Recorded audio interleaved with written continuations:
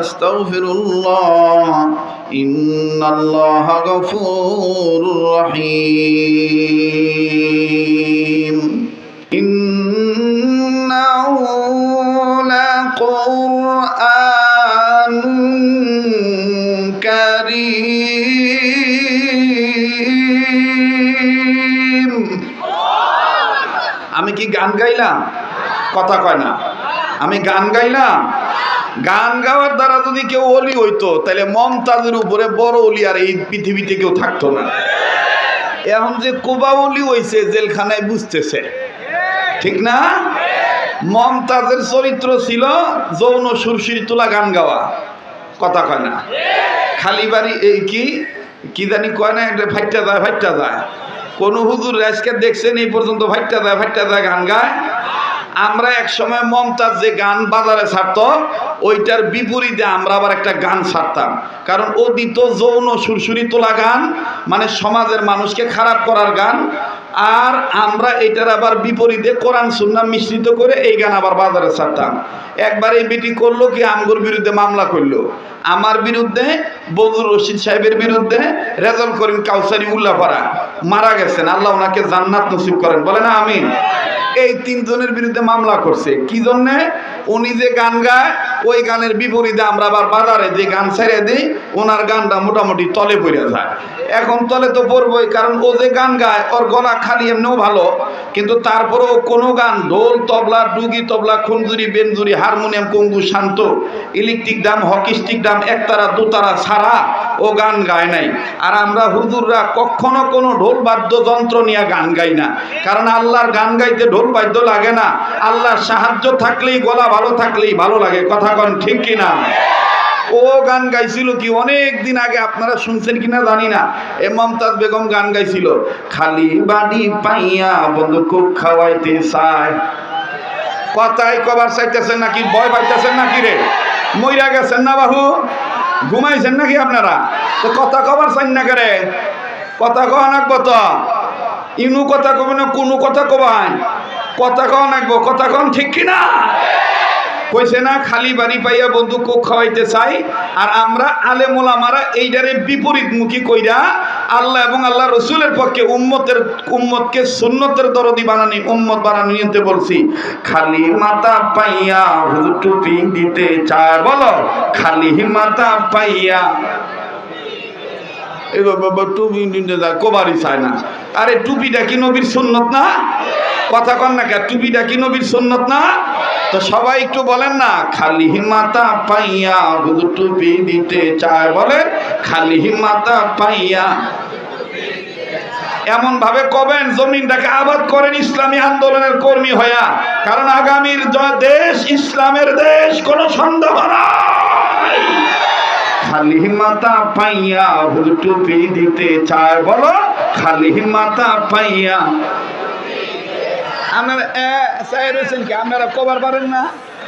খালি আমার দিয়ে কবাবেন, আপনারাও কওয়া নাকবো, কারণ আমরা সবাই নবীর উম্মত, ঠিক কিনা বলেন? খালি মাথা পাইয়া হুজুর টুপি দিতে চায়, বলেন খালি মাথা পাইয়া। আজান দিয়া ডাইকা নিয়া নামাজ পড়ায়, আজান দিয়া হ্যাঁ খালি মাথা পাইয়া হুজুর টুপি দিতে চায়, বলো খালি মাথা পাইয়া। মসজিদের ইমাম মুয়াজ্জিন তোমার জন্য হাত তুলিয়া দোয়া করে, বলো আমিন আমিন বন্ধু, আমিন আমিন বলো, আমিন আমিন বন্ধু। দোয়া যখন শেষ হয়, দোয়া যখন শেষ হয়, দেখা কইরা আবার বলো ওস্তাদজি দোয়া যে চাই। খালি মাথা পাইয়া হুজুর টুপি দিতে চায়, বলে খালি মাথা পাইয়া। সামনের ভাইরা চুপ থাকবেন, দেখি পিছনের বাবারা ভাইরা কলিজার টুকরা সোনার ভাইরা, ওনারা টুপির পক্ষে না বিপক্ষে? খালি মাথা পাইয়া কোন মতো কথা কয় না, কথা কয় না। এবার পিছনে বেড়ে চুপ থাকেন, সামনে বেড়ে দেখি তো খালি মাথা পাইয়া হুজুর। সামনের লোকের পাওয়ার বাড়ছে না কমছে? ইসলামের যত কাছে থাকবেন তত ইমান তাজা থাকবো। আলেম ওলামার যত কাছে থাকবেন তত ঈমান তাজা থাকবো। আর মুমিনদের সামনে যখন কোরআন তেলাওয়াত করা হয় মুমিনদের ঈমান বেড়ে যায়। কে বাড়ায় দেয়? ইন্নামাল মুমিনুনা আল্লাযীনা ইযা যুকিরাল্লাহু ওয়াজিলাত قلوبهم وإذا تليت عليهم آياته زادتهم إيمانا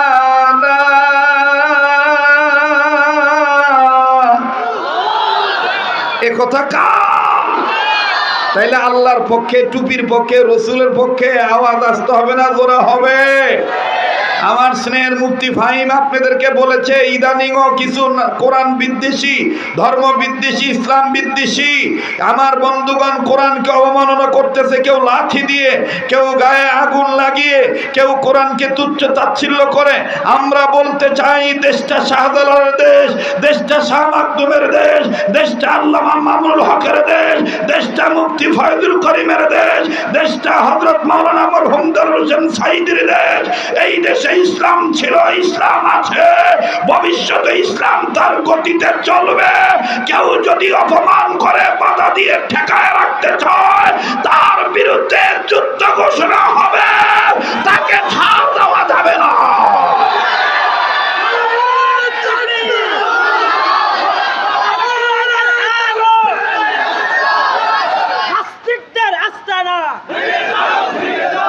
মোহতারাম হাজিরিন, আমার বন্ধুগণ, আমার ভাইরা, আমরা কোরআনের পক্ষে, আমরা টুপির পক্ষে, আমরা ইসলামের পক্ষে, আমরা মাদ্রাসা শিক্ষার পক্ষে। কথা বলেন ঠিক কিনা? তাহলে আওয়াজ দিয়ে কেউ জবান বন্ধ রাখবে না। সবাই খালি হিমাতা পাইয়া হুজুর টুপি দিতে চায়। বলো খালি হিমাতা।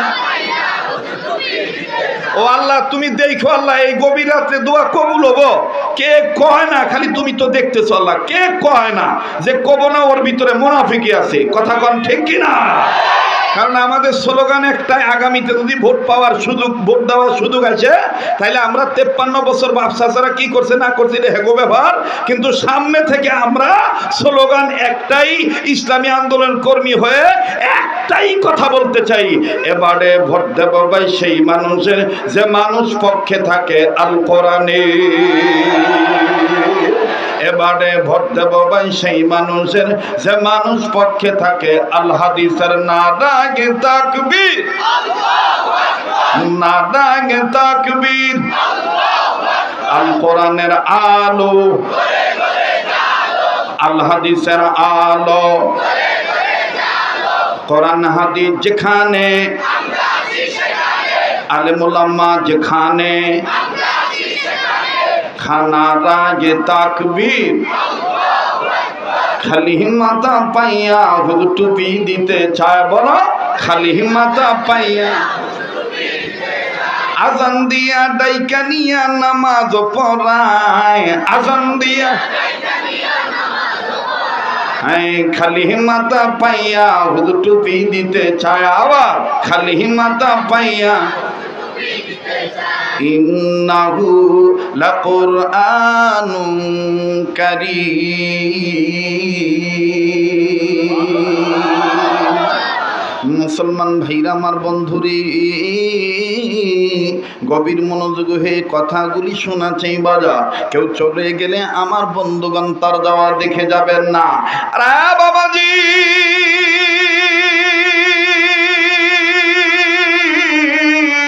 সবাই কিন্তু বাজারে বয়ান শুনতে আসে নাই। কেউ আসছে নিজের এলেম এজহার করার জন্য, কেউ আসছে নিজের বরত্ব দেখানোর জন্য। ভাই গো, কেউ আছে পক্ষ বিপক্ষ নেওয়ার জন্য। ও বন্ধু, এই লড়াচড়া করিস না, বহ বেটা বহ। আমার যদি কিছু লাগে আমি চাইয়া নেব। আমি তো আগেই কইছি আমি খাইটা খাই, এখন আল্লাহ আমাকে ভালো রাখছে। কথা কয় না? আর আমার কত, আমার পরে মার্কেটে আইছে, চেহারার দিকে চাওয়া যায় না। কি বাজান? ঠিক আছে না? কারো হক মাইরে খাবেন না, কারো জন্য কখনো খারাপ চিন্তা করবেন না, দেখবেন সারা জীবন সুস্থ থাকবেন। আর যদি খালি হিংসা করেন তো ভিতরে হিংসা করতে করতে না ফাকুন্দা ভরবো। ফাকুন্দা চিনুন? ফাকুন্দা চিনুন না বাবু? চিনুন না নাকি? চিনে দি মানি একটু বসেন, কমু কি কমো না? আই এমন না পাইছামো? হ্যাঁ, চলবো কি চলবো না? আর একবার জোরে কোন আল্লাহু আকবার। মুসলমান ভাইরা আমার বন্ধুরি, রব্বুল আলামিন ডাক দিয়ে বললেন, নবীজি এই কোরআনকে আমি আল্লাহ সম্মানের বস্তু বানাইলাম। আরে বন্ধু, কেমন সম্মানের বস্তু বানাইলেন রে বাজান, একটু খেয়াল করে কথাগুলি শোনা যায়। এই তো বন্ধু দুর্গা পূজার দিনগুলো চলে গেল, এই দুর্গা পূজার দিনগুলি চলে গেল। আপনাদের এলাকায় যদি হিন্দু থাকে, আপনাদের এলাকায় যদি সনাতন ধর্ম অবলম্বনকারী কোনো ভাই ব্রাদার থাকে, অবাজান আমি তার ধর্মকে কটূক্তি করে কথা বলছি না, বলবো না, শুধুমাত্র চ্যালেঞ্জ করে বলতে চাই, এই জমিনের উপরে আসমানের নিচে এই পৃথিবীর জমিনে ইসলাম ধর্মের উপরে অন্য কোনো আর ধর্ম নাই। কথা বলেন ঠিক না বেঠিক?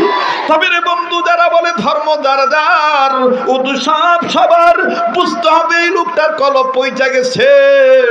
মুসলমানদের জন্য কোনোদিন পূজা উৎসব হতে পারে না। মুসলমানদের জন্য উৎসব হলো ধর্মীয় জালসা, মুসলমানদের জন্য উৎসব হলো রমজানের রোজা রাখা, মুসলমানদের জন্য উৎসব হলো আমার বন্ধুগণ দুই ঈদ পালন করা, মুসলমানদের জন্য উৎসব হলো নবীর সুন্নতরা উম্মত হওয়া। কথা বলেন ঠিক না বেঠিক? আরে বন্ধু, এই দুনিয়ার জমিনে হিন্দু আছে, বৌদ্ধ আছে, খ্রিস্টান আছে, আমার বন্ধুগণ তাদের ধর্মগ্রন্থ আছে। হিন্দুদের ধর্মগ্রন্থ যদি আপনি খোলেন বাবা, বেদ কিতাব আপনি পাবেন তাদের মূল কিতাব। এই বেদের শাখা আছে সামবেদ, অথর্ববেদ, যজুর্বেদ, ঋগ্বেদ। আমার বন্ধুগণ আরো শাখা আছে রামায়ণ, ও বাদান আরো শাখা আছে কল্কি অবতার, আরো শাখা আছে হিন্দু ধর্ম রহস্য দেবে লীলা। আরে বাবাজি, এই বেদ কিতাবের মধ্যে তারা একটা কথাই, তাদের গুরু ঠাকুর, তাদের ব্রাহ্মণরা সকলেই স্বীকার করে বলেছেন, লা ইলাহা হরতি পাপম ইল্লো ইলাহা পরম পদম জন্ম বৈকুণ্ঠময় তর্জপিনম অপরিণতি মোহাম্মদ। আরও তিনারা সাংস্কৃতিক ভাষায় বলেছেন। হ্যাঁ বাজান, সাংস্কৃতিক ভাষায় আমার ভুল থাকতে পারে, ভুল হলে আমাকে জানিয়ে দিবেন। আমি যে কিতাব থেকে এগুলো স্টাডি করেছি, যেই গুরুর কাছে আমি এগুলো ক্লাস করেছি, ওই কথাগুলি আপনাদের সামনে প্রকাশ করতেছি। আরে বাবাজি, তারা বলেছেন লা ইলাহা হরতি পাপম ইল্লো ইলাহা পরম পদম জন্ম বৈকুণ্ঠময় তর্জপিনম অপরিণতি মোহাম্মদ। ভাই গ, এটার অর্থ হলো পৃথিবীর মানুষ তোমরা এক স্রষ্টার ইবাদত করিও, একজনকে ইলা মেনে নিও, যে ইলা সারা ইল্লো ইলাহা, যেই আল্লাহ সারা আর কোনো মাবুদ নাই, তোমরা তারই ইবাদত করিয়া মরিও। নিদান কালে তোমরা উপায় খুঁজে পাবে শেষবেলা। খালি মাথা পাইয়া হুজুর টুপি দিতে চায়, বলেন খালি মাথা পাইয়া আজান দিয়া ডাইকা নিয়া নামাজ পড়ায়, আজান দিয়া পড়ায়, খালি মাথা পাইয়া হুজুর টুপি দিতে চায়। আরেকবার, খালি মাথা পাইয়া। রাগ করতেছেন নাকি? বেজার হইতেছেন? আমি কি বলতে থাকবো? একটু সময় দেওয়া যাবে না ইনশাআল্লাহ? অনেকদিন পর আসছি, কষ্ট হইতেছে আপনাদের? আপনারা থাকলে আমি বলবো। তো ওনারা একটা শ্লোক এভাবে বলছে, দ্বিতীয় শ্লোক আর একটা বলছে, বেদা বিভিন্ন শ্রুতি তর্জপিনাম অপরিণতি মোহাম্মদ। পৃথিবীর মানুষ তোমাদেরকে বলতেছি, ওই ধর্মটা শ্রেষ্ঠ ধর্ম, যেই ধর্ম নাজিল হয়েছে এমন একটা ব্যক্তির উপরে, মক্কাতং হেরং কুররং গুহা, যেই মক্কার হেরা গুহার উপরে নাজিল হয়েছে। আওয়াজ দিয়া বলেন না সুবহানাল্লাহ। আর একবার আওয়াজ দিয়া বলেন না সুবহানাল্লাহ। আরে বাবাজি,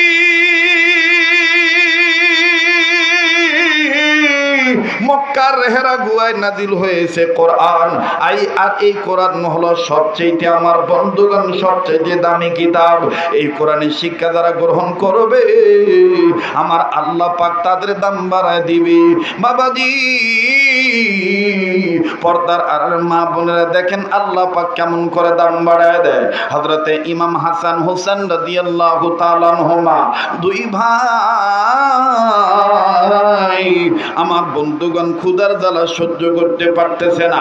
দুইটা ভাই নানার কাছে না যাইয়া আগে তার মার কাছে গেল। তাদের মার কাছে যে ডাক দিয়ে কয়, মা গো আমাদের খাবার কি বাড়ি ঘরে নেই, আমরা কি আর কতক্ষণ ক্ষুধার্ত অবস্থায় থাকবো? হযরতে ফাতেমা তুজ-জোহরা ডাক দিয়ে বলতেছেন, বাবারি আমার কাছে কি বলবো, আমি তোদেরকে কি বলবো, তোদের মতন দেওয়ার মতন কোনো খাদ্য আমার কাছে নেই। দুই ভাই ডাক দিয়ে বলতেছেন, আম্মা জান অনুমতি যদি দিতেন নানার কাছে যাইতাম। আওয়াজ দিয়া বলেন না সুবহানাল্লাহ। আমি কোন বা পথে মদিনাতে যাই, বলেন আমি কোন বা পথে মদিনায় যাইতে কার কার মন চাই একটু দুই হাত তুলে দেখান তো। এবার হাত নামান। আমি কেন হাত তুলাইলাম, আল্লাহ আমাকে প্রতি বছর কয়েকবার নেয়। হজরে মৌসুমও নেন, রমজান মাস তো গোটা রমজান মদিনাতে থাকা হয়, এরপরে আবার রমজানের পরে আবার যাই, এরপরে বছরে আরো 2-4 বার যাওয়া হয়। তো মদিনার যে কি প্রেম, মক্কা মদিনার যে কি মহাব্বত, এটা যারা গেছে তারা জানে, যারা যায় নাই তারা জানে না। কথা কোন ঠিক কিনা? আমার বন্ধুগণ আমার ভাইরা এই জন্য হাত তুলাইলাম। আল্লাহ যারা হাত তুলছে জীবনে একবার হইল মৃত্যুর আগে মদিনা রওজা জিয়ারত না করে মরণ দিও না। জোরে বলেন আমিন। আওয়াজ দিয়া বলেন না আমি কোন বা পথে মদিনাতে যাই, বলেন আমি কোন বা পথে। ঘুমিয়ে আসেন দিনের নবী চলো সবাই দেখতে যাই, ঘুমিয়ে আসেন দিনের নবী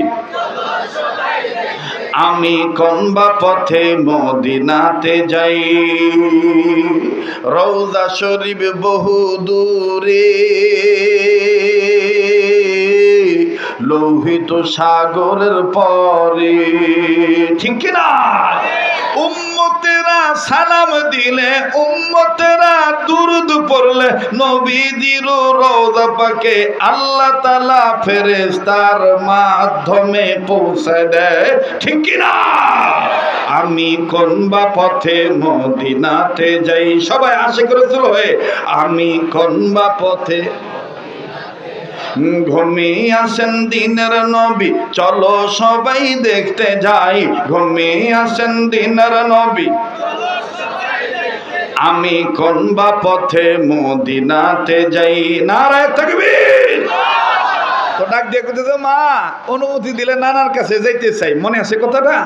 হযরতে ফাতেমা কইতেছে, ঠিক আছে অনুমতি দিলাম, তবে শোনো এই ছোট হাসান হোসেনকে ডাক দিয়ে বলতেছে, শোনো হাসান হোসেন তুমিও শোনো, তোমার নানার ঘরের কাছে যাইয়া যদি দেখো পর্দা নড়ে তাহলে ডুইকো না। হাসান কইল আচ্ছা। আর হোসেন ডাক দিয়ে কয়, পর্দা নড়লে কি হবো? এ জাতের কিছু পোলাবান আছে না, দেখবেন একই বাপ মার 4টা পোলাবান, 4 জন দেখবেন 4 মতের, যেটা একটু বেশি সভ্য ভদ্র, ওর যদি কোন বাবা ওখানে যাস না, ও কব যাবো না, ঠিক আছে আব্বু যাবো না। আর যদি একটু তেরা, ওর যদি কোন যে ওখানে যাস না, ও কব গেলে কি হবো? কথা কয় না, কথা কয় না, কয় গেলে কি হবো? হযরতে ফাতেমা তো জোহরা ডাক দিয়ে বলতেছে, গেলে কি হবে না, পর্দা নড়লে ওই সময় তুমি ঢুইকো না। বলে পর্দা নড়লে কি হবো? হাসান কইছে ঠিক আছে পর্দা নড়লে ঢুকবো না। হোসেন কয় না গো মা, পর্দা নড়লে কি লিগে ঢোকা যাবো না, আর পর্দা নড়লে কি হবো? হযরতে ফাতেমা ডাক দিয়ে কইতেছে, যখন পর্দা নড়বো বুঝবা যে তোমার নানা একা নাই, তোমার নানার কাছে আসমান থেকে আল্লাহর পক্ষ হইতে জিবরাইল ফেরেশতা ঢুইকা রইছে। সুবহানাল্লাহ কোন। আজকে একটু সময় দেওয়া লাগবো কিন্তু, আবার ওই একটু পরে এমন করে না পারবো। হ্যাঁ আপনারা মনে করছেন যে হুজুর মনে একবারে খাইয়া দেয় পেট মেটে এবার টুকটা টুম্বুর করে নিয়েছে, আমি আগেই বলছি যে বাদান যেহেতু লেট হয়ে গেছে সরাসরি স্টেজে উঠবো আল্লাহর দয়ায় মুসলিম উম্মার দোয়ায় আমি ইনশাল্লাহ পরবর্তীতে যদি আল্লাহ আমার রিজিকে রাখে আমি 4টা খানা খাবো, নাহলে দরকার নাই। ঠিক আছে না বাবা? ঠিক আছে না? আল্লাহ কবুল করুক জোরে কোন আমি। তো এবার হযরত হোসেন কইতেছে জিবরাইল আইলে আমার কি? হযরত হাসান কয় তুই এত কথা কইছিস হাত দে ধরাইস না, কাছে বয় নে। হযরত হাসান হযরত বড়রা আমাদেরকে এরকম ছোটবেলায় আমরা এরকম বড়দের কাছে বসে থাকতাম, বড় এরকম হাত ধরতো। কার নজর, কার হাত ধরা, কার দোয়া, কার তাকানো, কখন কোন ছেলেটার মধ্যে কবুল হয়ে দিব এটা একমাত্র আল্লাহই ভালো জানে। কথা কোন ঠিক কিনা?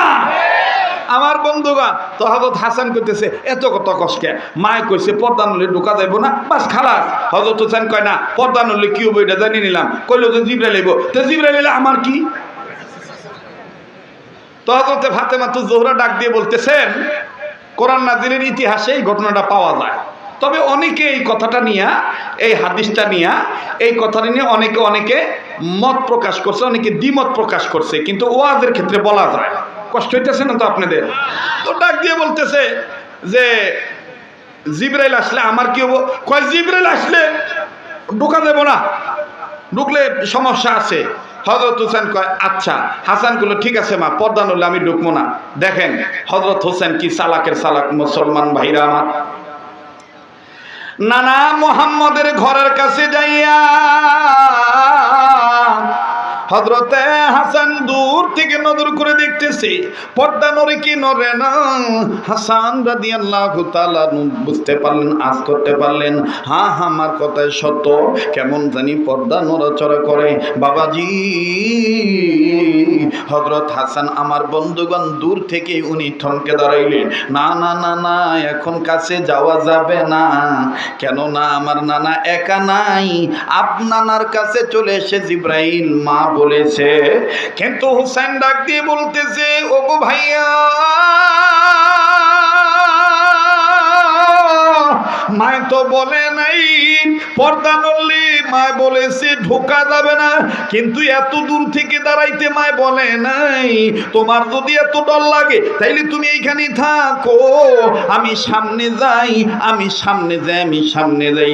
বাবাজি এবার হযরত হোসেন রাদিয়াল্লাহু তাআলা ওই ঘরের কাছে যখন গেলেন, নানা মুহাম্মদের কাছে যখন চলে গেছে, মুহাম্মদ নবীর কাছে যাওয়ার পর আমার ভাইরা ঘরের বাইরে দাঁড়াইয়া হোসেন দেখতেছে পর্দা নড়ে আর নড়ে, একবার এই সাইডে যায় আর একবার ওই সাইডে যায়।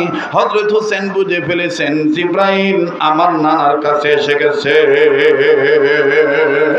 কিন্তু মায় বলেছে ঢোকা যাবে না, আমি ঢুকবো না, কিন্তু দরজা ছাড়বো না। ঢুকবো না কিন্তু দরজা ছাড়বো না। এখন বাইরে দাঁড়ায়া খালি একবার ওই সাইডে যায়, একবার এই সাইডে যায়। তো বাইরে থেকে মানুষের ছায়া পর্দায় লাগে না? কথা কয় না? লাগে না? এখন জিবরাইল আমিন ডাক দিয়ে কইতেছে ইয়া রাসূলুল্লাহ, বাইরে জানি কেরা ঘোরাঘুরি করতেছে দেখেন তো। বিশ্ব নবী ডাক দিয়ে কইতেছে জিবরাইল আমার যাইয়া দেখা লাগবো না, আমি দেখতেছি কে ঘোরাঘুরি করে। আল্লাহ রাসূল চোখ বন্ধ করে কয় আর কে? আমার ওই পাগলটা।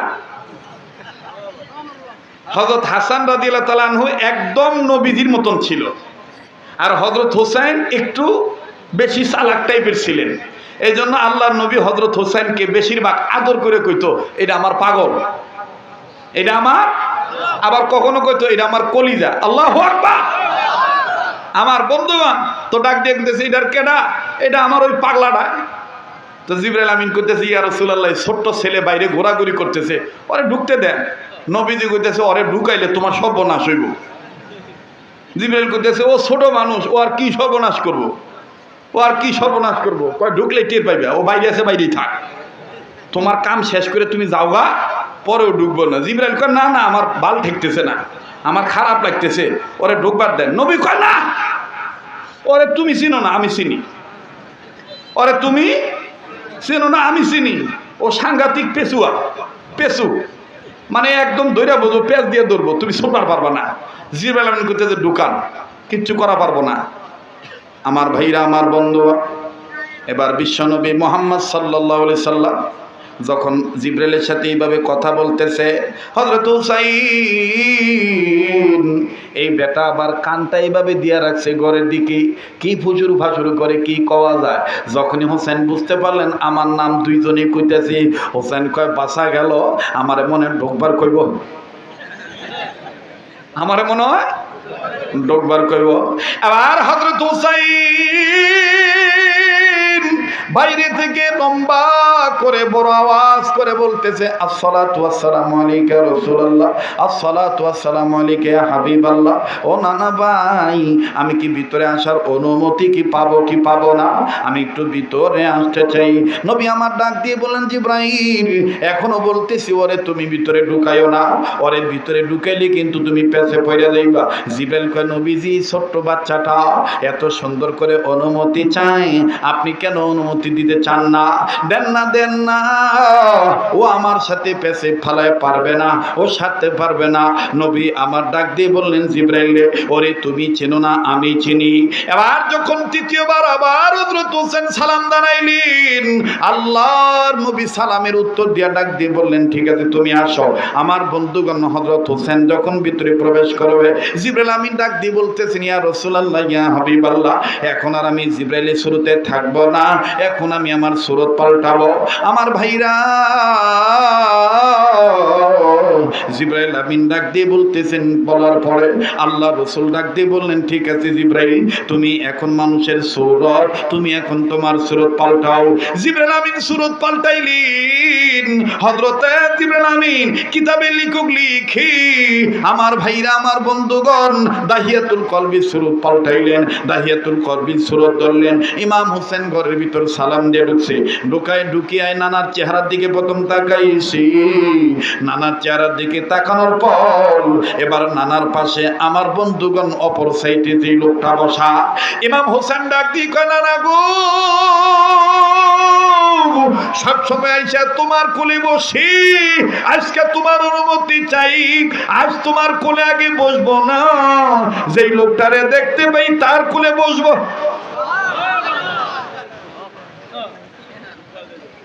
যেই লোকটারে আজকে দেখতেছি তার কোলে বসবো। রসুল ডাক দিয়ে কয়, না না আমার কোলে এসো। হোসেন কয়, না আমি ওনারে দেখতে খুব সুন্দর দেখা যায়, তুমি তো অনেক সুন্দর, ওনার চাইতে তুমি সুন্দর, কিন্তু এই সুন্দর মানুষের কোলে আমি যাবো। সুবহানাল্লাহ কবেন না? আল্লাহ রসুল কইতে ঠিক আছে যাও।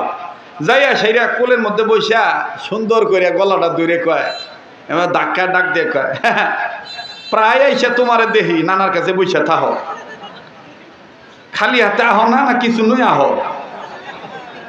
এখন আল্লাহ রসুল ইশারায় কইতেছে, কইছিলাম না পেছে ভালাইব, এই যে পেছ মারতেছে। জিবরাইল কই, ইয়া রাসূলুল্লাহ কইয়া লাভ নাই, কারণ আমি তো সব সময় খালি হাতে আসি।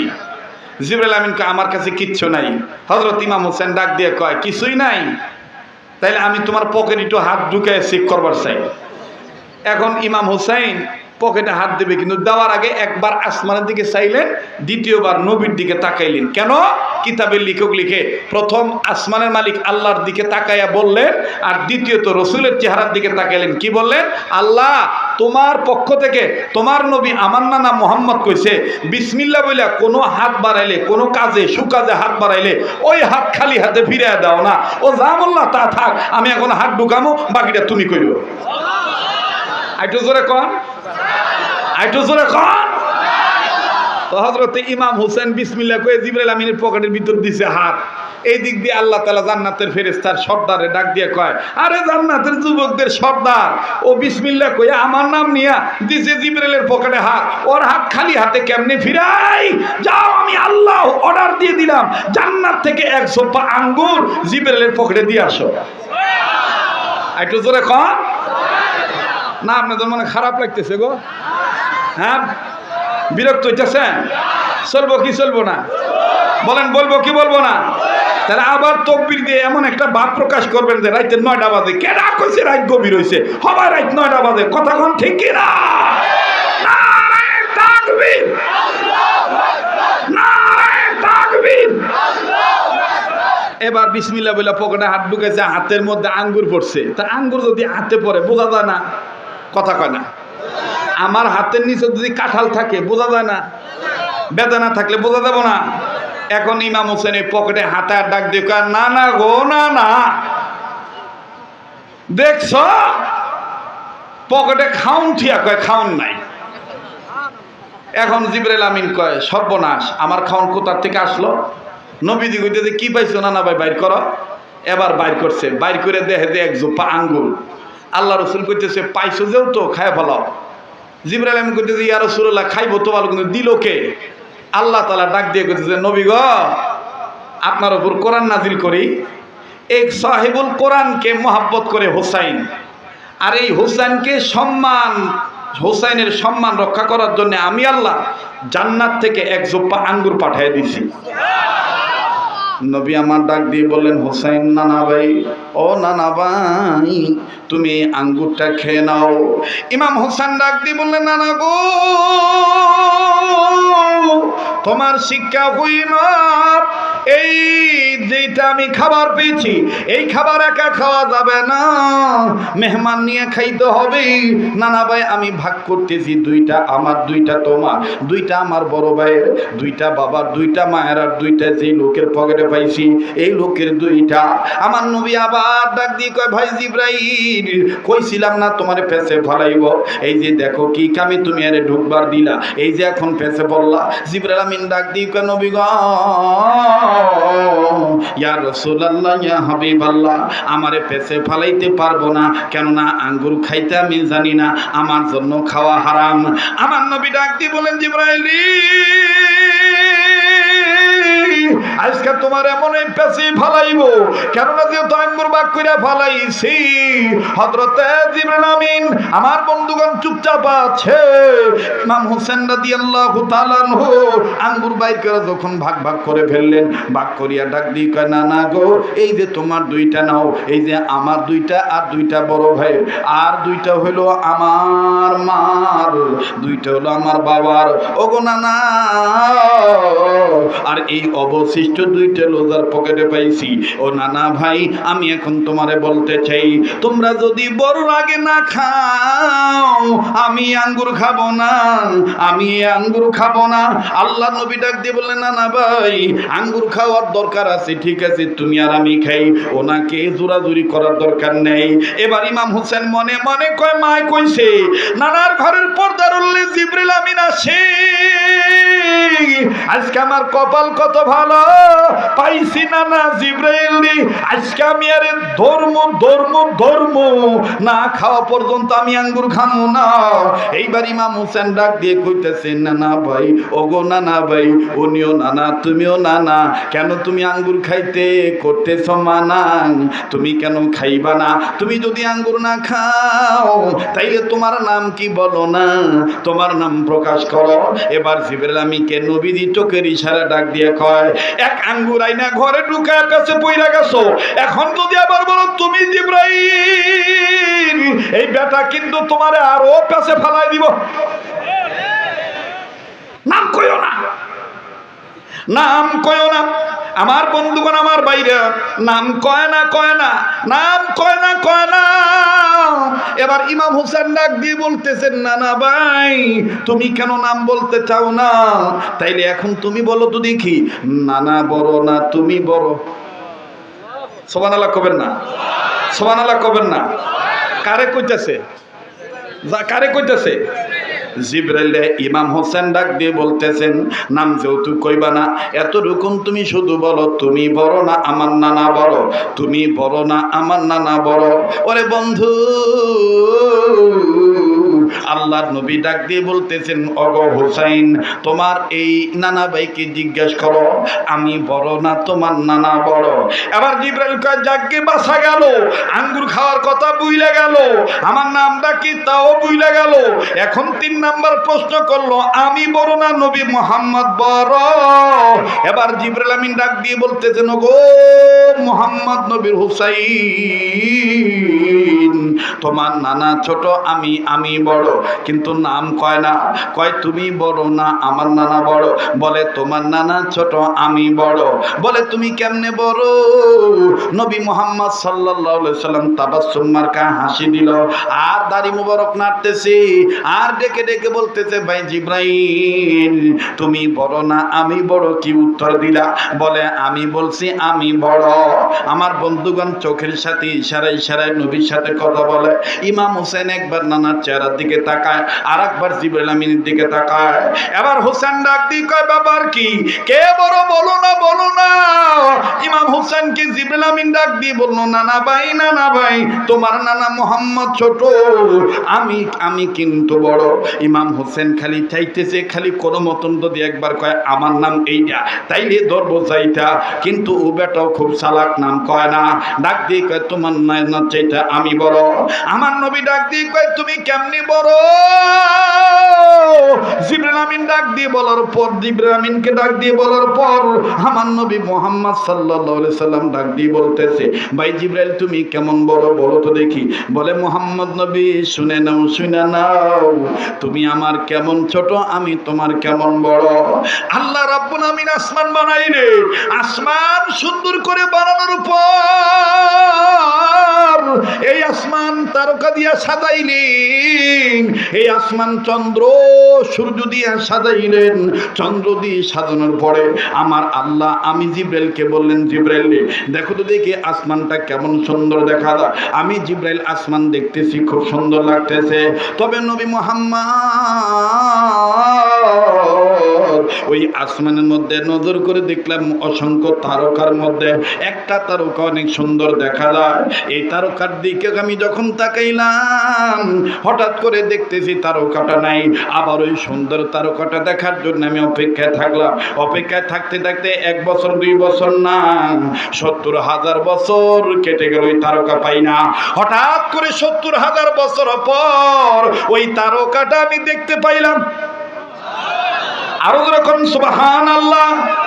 ওগো আব্দুল্লাহ ছেলে মুহাম্মদ, ওই তারকাটা আমি একবার না 2 বার না এরকম 70,000 বছর পর পর ওই তারকাটা উঠলো। একবার না 2 বার না 70 বার ওই তারকাটা উঠলো। তাইলে এখন মুহাম্মদ তুমি বলো, ওগো নবী আপনি বলেন আপনি বড় না আমি বড়? আমার নবী মুহাম্মদ ডাক দিয়ে কইতেছে ভাই জিবরাইল ওই তারকা কি এখন দেখতে পারেন নাকি? আমার ভাইরা জিবরাইল আমিন ডাক দিয়ে বললেন না গো নবী মুহাম্মদ না, আপনি যেদিন থেকে আমিনার গর্ভে এসেছেন ওই দিন থেকে আর ওই তারকাটা আমি দেখতে পাই না। আমার নবী ডাক দিয়ে বললেন ওগো জিবরাইল ওই তারকাটা অন্য কেউ নয়, ওই তারকাটাই ছিলাম আমি নবী মুহাম্মদুর রাসূলুল্লাহ সাল্লাল্লাহু আলাইহি ওয়াসাল্লাম। আওয়াজ দিয়ে বলেন না সুবহানাল্লাহ। আরো জোরে জোরে নবীর আশিকেরা নবীর প্রেম জাহির করে বলেন না সুবহানাল্লাহ। এবার বলো জিবরাইল ওই তারকাটাই আমি মুহাম্মদ যদি হয়ে থাকি, আমি বলবো না তুমি বড়। জিবরাইল আমিন এবার ডাক দিয়ে কয় নবী মুহাম্মদ আপনি বড়। এবার আমার বন্ধুগণ জিবরাইলকে নবীজি বলতেছেন আমি মুহাম্মদ যে বড় তুমি এটা প্রকাশ করো। এইবার জিবরাইল আমিন ডাক দিয়ে কইতেছে হোসাইন আমি ছোট, তোমার নানা মুহাম্মদ বড়। হোসেন দেখলো না না এখানেও তো নাম বলতেছে না। ওরে বন্ধু এবার হযরত হোসেন ডাক দিয়ে বলতেছেন না না ভাই আঙ্গুর আপাতত জমা এই জায়গায় রেখে দেই। এইবার আসেন বাদান হযরত হোসেনকে সামনে নিয়ে জিবরাইল আমিন ডাক দিয়ে বলতেছেন নবীজি গো বাদান দেখবেন এই লাউ পাতার পান পাতা মহিলা মাদ্রাসার মাহফিল দেখেন কেমন করে আলোচ্য বিষয়বস্তু জয়েন্টে জয়েন্টে পয়েন্টে পয়েন্টে জোড়া লেগে যায়। মুসলমান ভাইরা আমার একটু খুব খেয়াল করবেন। আবার বলছি কেউ যদি চলে যায় চলে যেতে দিবেন বন্ধু, খবরদার কারো যাওয়া দেখে কেউ যাবেন না। সবার ধৈর্য কুলাবে না। আপনাদের অ্যাটেনশনের অবস্থা, আপনাদের মনোযোগী অবস্থা, আপনাদের চাহনি ভাব, আপনাদের বসার ভাব, একটা লোকের কোনো নড়াচড়া নাই। আমার দিল বলে আজকের মাহফিল কবুল হইয়া গেছে। ওরে মনের মধ্যে কেমন জানি কোরআন সুন্নাহর আলোচনা শোনার একটা প্রেম ঢুকে গেছে। হুজুর যতক্ষণ যতক্ষণ আমরাও ততক্ষণ। কথা বলেন ঠিক কিনা? নারায়ে তাকবীর। আমার ভাইরা জিবরাইল আমিন ডাক দিয়ে বলতেছেন, নবী গো, এই ছেলেটা তো আঙ্গুর নিয়ে আমার কাছে ফেলা দিব, এখন আমি কোন কাজে আপনার কাছে আসছি ওইটা একটু আপনাকে বলে দিই।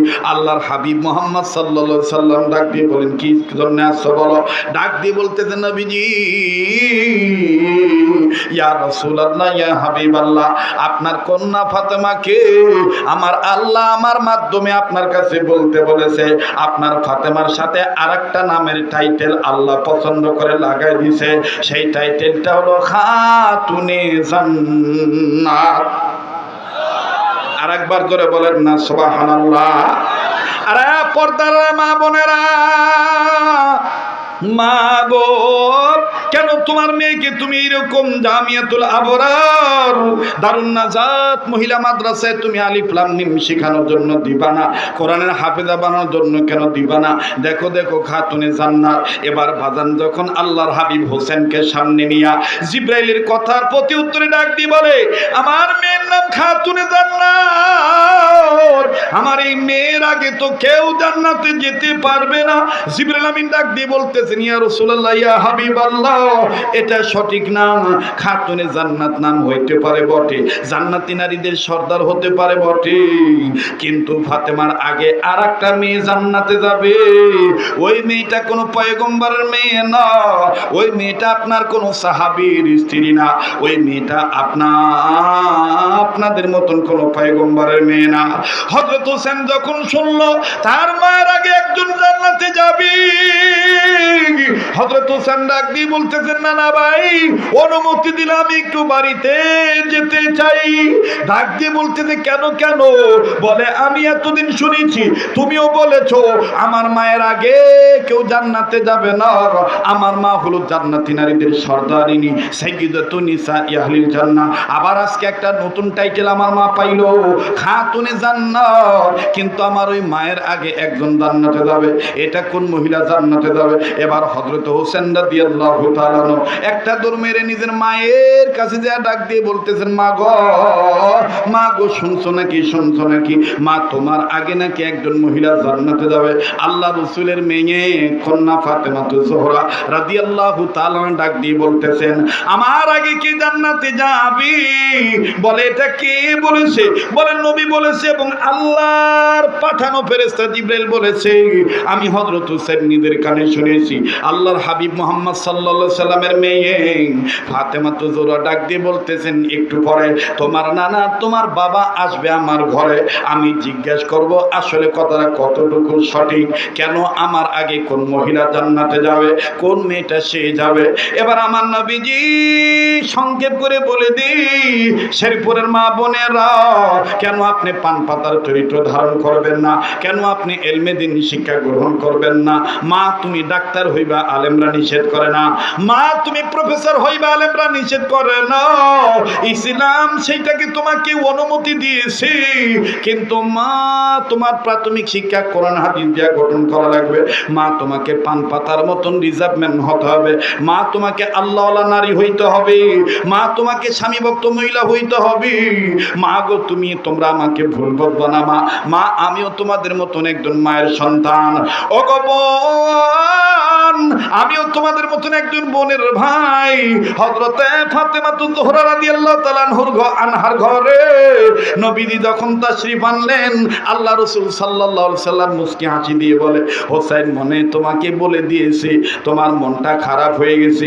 ডাক দিয়ে বলে, না গো আব্বা, না, আমার আগে জান্নাতে যাবে কোন মহিলা, ওইটা আমি একটু আপনার কাছে জানতে চাই। আল্লাহ রাসূল সাল্লাল্লাহু আলাইহি সাল্লাম বললেন, ওইটা যদি তুমি জানতে চাও তুমি একটু ঘরের বাইরে বেরিয়ে যাও। এবার বাজান হযরতে ফাতেমাতুজ জোহরা পর্দা রক্ষা করে ঘর থেকে বের হইলেন। ঘর থেকে বের হওয়ার পর আল্লাহ রাসূল ডাক দিয়ে বলে, রে ফাতেমা, ওই যে পাহাড় কি দেখতেছো নাকি? বলে, হ্যাঁ, ওই পাহাড় দেখতেছি। বলো, ওই পাহাড়ের ঠিক ডান কর্নারে ছোট্ট একটা ঝুপড়ি ঘর আছে, ওই ঘরে বসবাস করে একজন কাঠুরিয়া।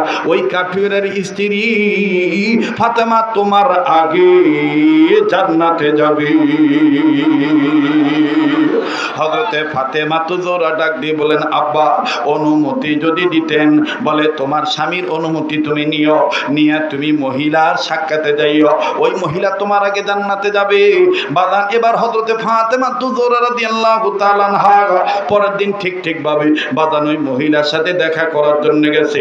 আসরের নামাজের পর মাগরিবের আগে হযরতে ফাতেমা তো জোহরা ওই বাড়িতে যাইয়া দাঁড়াইছি, ঘরের বাইরে দাঁড়াইয়া সালাম দিয়া ডাক দিয়ে বলতেছেন, বোন তুমি কে গো? আমি তোমাকে একটু দেখতে চাই। আব্বা বলেছে তুমি আমার আগে জান্নাতে যাইবা, তোমাকে আমি দেখার জন্য আসছি। মহিলাটা কান্দার ডাক দিয়ে বলতেছেন, আমার বড় খুশনসিব, আমার তকদির কত ভালো, নবীর মেয়ে, জান্নাতের দুলালি, জান্নাতি নারীদের সর্দারিনী, সে আমাকে দেখা করার জন্য আসছে। কিন্তু বোনরি আমারও তো মন চায় দরজা খুলে তোমার সাথে দেখা দেই। ফাতেমা বলে, তাইলে বাধা কোথায়? মহিলাটা কান্দার ডাক দিয়ে বলতেছেন, বোনরি আমি যে আমার স্বামীর অনুমতি ছাড়া বেগানা কোনো পুরুষ, বেগানা কোনো নারীর সাথে দেখা দিতে পারি না। তুমি নবীর মেয়ে হও আর যার মেয়ে হও, তোমার সাথে আমার স্বামীর অনুমতি ছাড়া আমি দেখা দিতে পারবো না। আল্লাহু আকবার। ও বোন তুমি আগামীকাল ঠিক এই সময় আসিও, আমি তোমার ব্যাপারে আমার স্বামীর কাছ থেকে অনুমতি নিয়ে নেব। এবার ডাক দিয়ে বলল, ঠিক আছে আমি চলে যাই। আমার বন্ধুগণ লম্বা কথা সংক্ষেপ করে দিলাম, আপনারা অনেকে বিরক্ত হইতেছেন। এই 2-4টা মাদ্রাসার ছাত্র উঠে চলে যাবে, ওদের যাওয়া দেখে যাবেন না, ওদের কামই এইটা। কথা বোঝেন নাই? ওরা যখন যায় তখন 10-12 জন একসাথে যায়, যাবো আর কব বক্তাটার গলাটা রে সেই গলা, কথা কয় না। অতএব ওদেরও একটু তাড়া থাকতে পারে, ওদেরও কাজ থাকতে পারে, ওদের যাওয়া আমাদের যাওয়া দরকার নাই। যতক্ষণ চলে কথা ফিনিশিং না দিয়ে আমি যাব না। আপনারা কি রাজি আছে? এবার হযরতে ফাতেমা তো জোহরা রাদিয়াল্লাহু তাআলা আনহা পরের দিন অনুমতি যে স্বামী আলীর কাছ থেকে যে আমি ওই কাঠুরিয়ার স্ত্রীকে দেখতে যাব, আর কাঠুরির স্ত্রীও কাঠুরিয়ার কাছ থেকে অনুমতি নিছে। যখনই বাজান পরের দিন বিকালবেলা সঠিক সময়ে রওনা দিয়েছে, দুই ভাইয়ের মধ্যে ছোট ভাই নবীজির যে পাগল ইমাম হোসেন ডাক দিয়ে কয়, মা গো তুমি কই যাও? বয়স তখন চলতেছিল 3 বছর। এই 3 বছর হযরত হোসেন ডাক দিয়ে বলতেছেন, মা গো তুমি কই যাও? আল্লাহর নবীর মেয়ে ফাতেমা তো জোহরা ডাক দিয়ে বললেন, বাবা আমার আগে জান্নাতে যাবে যেই মহিলাটা, এই মহিলাটাকে দেখার জন্য আমি যাইতেছি। এবার হোসেন ডাক দিয়ে কয়, মা গো আমিও তোমার সাথে যাব, আমিও তোমার সাথে যাব। হযরতে ফাতেমা মনে মনে ভেবে দেখলেন, হাসানকে যদি নিষেধ করতাম হাসান মাইনে নিত, কিন্তু এটা একটু তেরা টাইপের, এইটারে কথা কইলে আরো জিদ ধরবো, জাগে যাইতে যেহেতু চাইছি আমার সাথে নিয়ে নি। এবার হযরতে ইমাম হোসেন ফাতেমা তো জোহরার আমার বন্ধুগণ হাতের কোণষ্ঠাঙ্গুল ধরিয়া মা মা মা বলে মার সাথে কথা বলতে বলতে যায়। আর বাড়ির কাছে যাইয়া আমার বন্ধুগণ, আমার ভাইরা ডাক দিয়ে কয়, মা গো গতকালকে কি এই মহিলার এই বাড়িতে আসছিল নাকি? এই বাড়িতে আসছিল নাকি? ওদিকে দিয়া ফাতেমা ডাক দিয়ে কয়, হ্যাঁ বাবা হ্যাঁ, এই বাড়িতে এসেছিলাম, এই বাড়িতে বাবা গো আমি এসেছিলাম। বাজানদের ভিতর থেকে এবার বাইরে থেকে ফাতেমা তো জোহরা ডাক দিয়ে বলতেছেন, কাঠুরির স্ত্রী আর করিও না দেরি, জলদি করে দরজা খুলে দাও, করো না তাড়াতাড়ি। আমার বন্ধুগণ কাঠুরির স্ত্রী ডাক দিয়ে বলে, ও গো বোন ফাতেমা, আমিও তো তোমার জন্য রেডি হয়ে আছি, কিন্তু আজকে তো বেদাল লাগা দিয়েছেন। বলে বেদাল কি লাগাইছি? বলে আমি তো তোমার সাথে দেখা করার অনুমতি আমার স্বামীর কাছে থেকে নিয়েছি, আমি তো তোমার সাথেই বাচ্চাটা কি? বলে এটা আমার ছেলে ইমাম হোসেন। বলে এই হোসেনের সাথে দেখা করার অনুমতি তো নেই। হযরতে ফাতেমা ডাক দিয়ে বলতেছেন, বোন রে আমার হোসেনের বয়স তো মাত্র 3 বছর, এই 3 বছরের ছেলে তোমাকে দেখলে কি এমন ক্ষতি হবে? দেখেন এই কাঠুরির স্ত্রী কি উত্তর দেয়, কোন কারণে ফাতেমার আগে জান্নাতে যাবে। আল্লাহু আকবার। কাঠুরির বিবি কান্দার ডাক দিয়ে বলে, আরে ফাতেমা তুমি জান্নাতি নারীদের সর্দারিনী হতে পারো, কিন্তু মাসলা তোমার জানা নাই। শরীয়তের মাসলা হলো বাচ্চার বয়স যদি 2 বছর হইতো তাইলে এই বাচ্চা শুধু দেখতে পারতো, মেমোরিতে কোনো কিছু নোট করতে পারতো না। 2 বছরের পোলাপান খালি দেখে কিন্তু কোনো কিছু মনে রাখতে পারে না। আর 3 বছরের ছেলে মেয়ে আমার বন্ধুগণ যেইটাই দেখে ওইটাই দেখবে না, আবার পরে কইয়া কইয়া বেড়ায়। এই জন্য শরীয়তের মাসলা হলো বাচ্চার বয়স যখন 2 বছর হইব তখন আপনি স্বামী স্ত্রী এক ঘরে থাকবেন, কোনো ঝামেলা হবে না। কিন্তু 3 বছর বাচ্চা হয়ে গেলে, ছেলে হোক আর মেয়ে হোক, ওই 3 বছর মেয়ের সামনে ছেলের সামনে আপনি আপনার মধুর সম্পর্ক করতে যায় না। তাহলে 3 বছরের ছেলে মেয়ে ওই আপনার ওই জড়াজড়ি ধরা এইটা দেখবো, আবার সকালবেলা কব আমার মানে না আব্বা জড়া ছিল। আরে কথা কয় না রে, বাস্তব না বাস্তব? হ্যাঁ, আমি কি বানিয়ে কথা কবার কইছি নইছি না? হ্যাঁ ভাই, আচ্ছা ঠিক আছে। কষ্ট হইতেছে আপনাদের? হ্যাঁ, এবারে বাচ্চার পাগল হইয়া 6 বছর 5 বছর হয়ে গেছে, তারপরে দেখবেন যে বুকের কাপড় ঠিক নাই, ও কাপড় ঠিক নাই, কোনো কাপড় ঠিক নাই। বাবু বইতো, বাবু তুই ঘুমাও ঘুমাও, বাবা ভালো, বাবা ভালো। কথা কয় না। ইসলাম দেখেন কত শৌখিন ধর্ম, ইসলাম কত ইজ্জতের ধর্ম। আল্লাহু আকবার। আমার বন্ধুগণ, এবার হযরতে ফাতেমা জোহরা রাদিয়াল্লাহু তাআলা আনহাকে এই মহিলা ডাক দিয়ে বলতেছেন, বোন রে, তোমার ছেলের বয়স যদি 2 বছর হইতো তোমার সাথে আমার দেখা দিতে কোনো সমস্যা হইতো না। আমি তোমার ছেলে হুসেনের সাথে দেখা দেওয়ার অনুমতি পাই নাই। আগামীকালকে তুমি আবার এই জায়গায় এসো, আমি আমার স্বামীর কাছে থেকে তোমার ছেলে হুসেনের ব্যাপারে অনুমতি আমি নিয়ে রাখবো। এবার হযরত হুসাইন যখন ওই মহিলা দরজা খুললো না, হুসাইন মায়ের টান্ডা ডাক দিয়ে কয়, এই খারাপ মহিলার সাথে দেখা করা লাগবো না, আমার মা জান্নাতি মহিলাদের সর্দারিনী, দরজায় খোলে না, থাকবো না। হযরতে ফাতেমা ডাক দিয়ে বলতেছেন, বাবা ওরে খারাপ বইলো না, বাবা ওরে খারাপ বইলো না, এই মহিলা তোমার মায়ের আগে জান্নাতে যাবে। বাদান দেবার বাড়িতে চলে গেছে। এ ভাইয়া, হযরতে ফাতেমা জোহরা ডাক দিয়ে বলতেছেন, আল্লাহ আমি আর এই মহিলার কাছে আসবো না, কারণ আবার কোন ঝামেলা বাদে বলা যায় না। এখন আমি জায়গা মতন যাবো, আমার বাবা মোহাম্মদকে আমি জিজ্ঞেস করে দেখব এই মহিলাটা কোন কারণে আমার আগে জান্নাতে যাবে। ভাইজান হযরতে ফাতেমা রাদিয়াল্লাহু তাআলা আনহার কাছে যাইয়া আব্বাকে সালাম দিয়ে ডাক দিয়ে বলতেছেন, আব্বা জান আমার আগে ওই কাঠুরের স্ত্রী কোন হিসাবে আগে জান্নাতে যাবে, আপনার কাছে আমি ডাইরেক্ট জানতে চাই। দেখা পাই নাই, নানান ধরনের মাসলা জাহির করেছে, আমি আর যাইতে চাই না, আমি শুধু আপনার কাছে জানতে চাই কোন কারণে সে আগে আমার আগে জান্নাতে যাবে। মা যখন তার বাবার সাথে এইভাবে কথা বলে, হুসাইন মাঝখান দিয়ে যাইয়া নানার হাতটা জড়ায় ধরে কয়, নানা গো, আমার মার চাইতে কি আমার মার দাম বেশি না তোমার মার দাম বেশি? নবী ডাক দিয়ে কয়, পাগল তুই খেপছিস কে? হুসাইন ডাক দিয়ে করে, কোন মহিলার কাছে পাঠাইছো?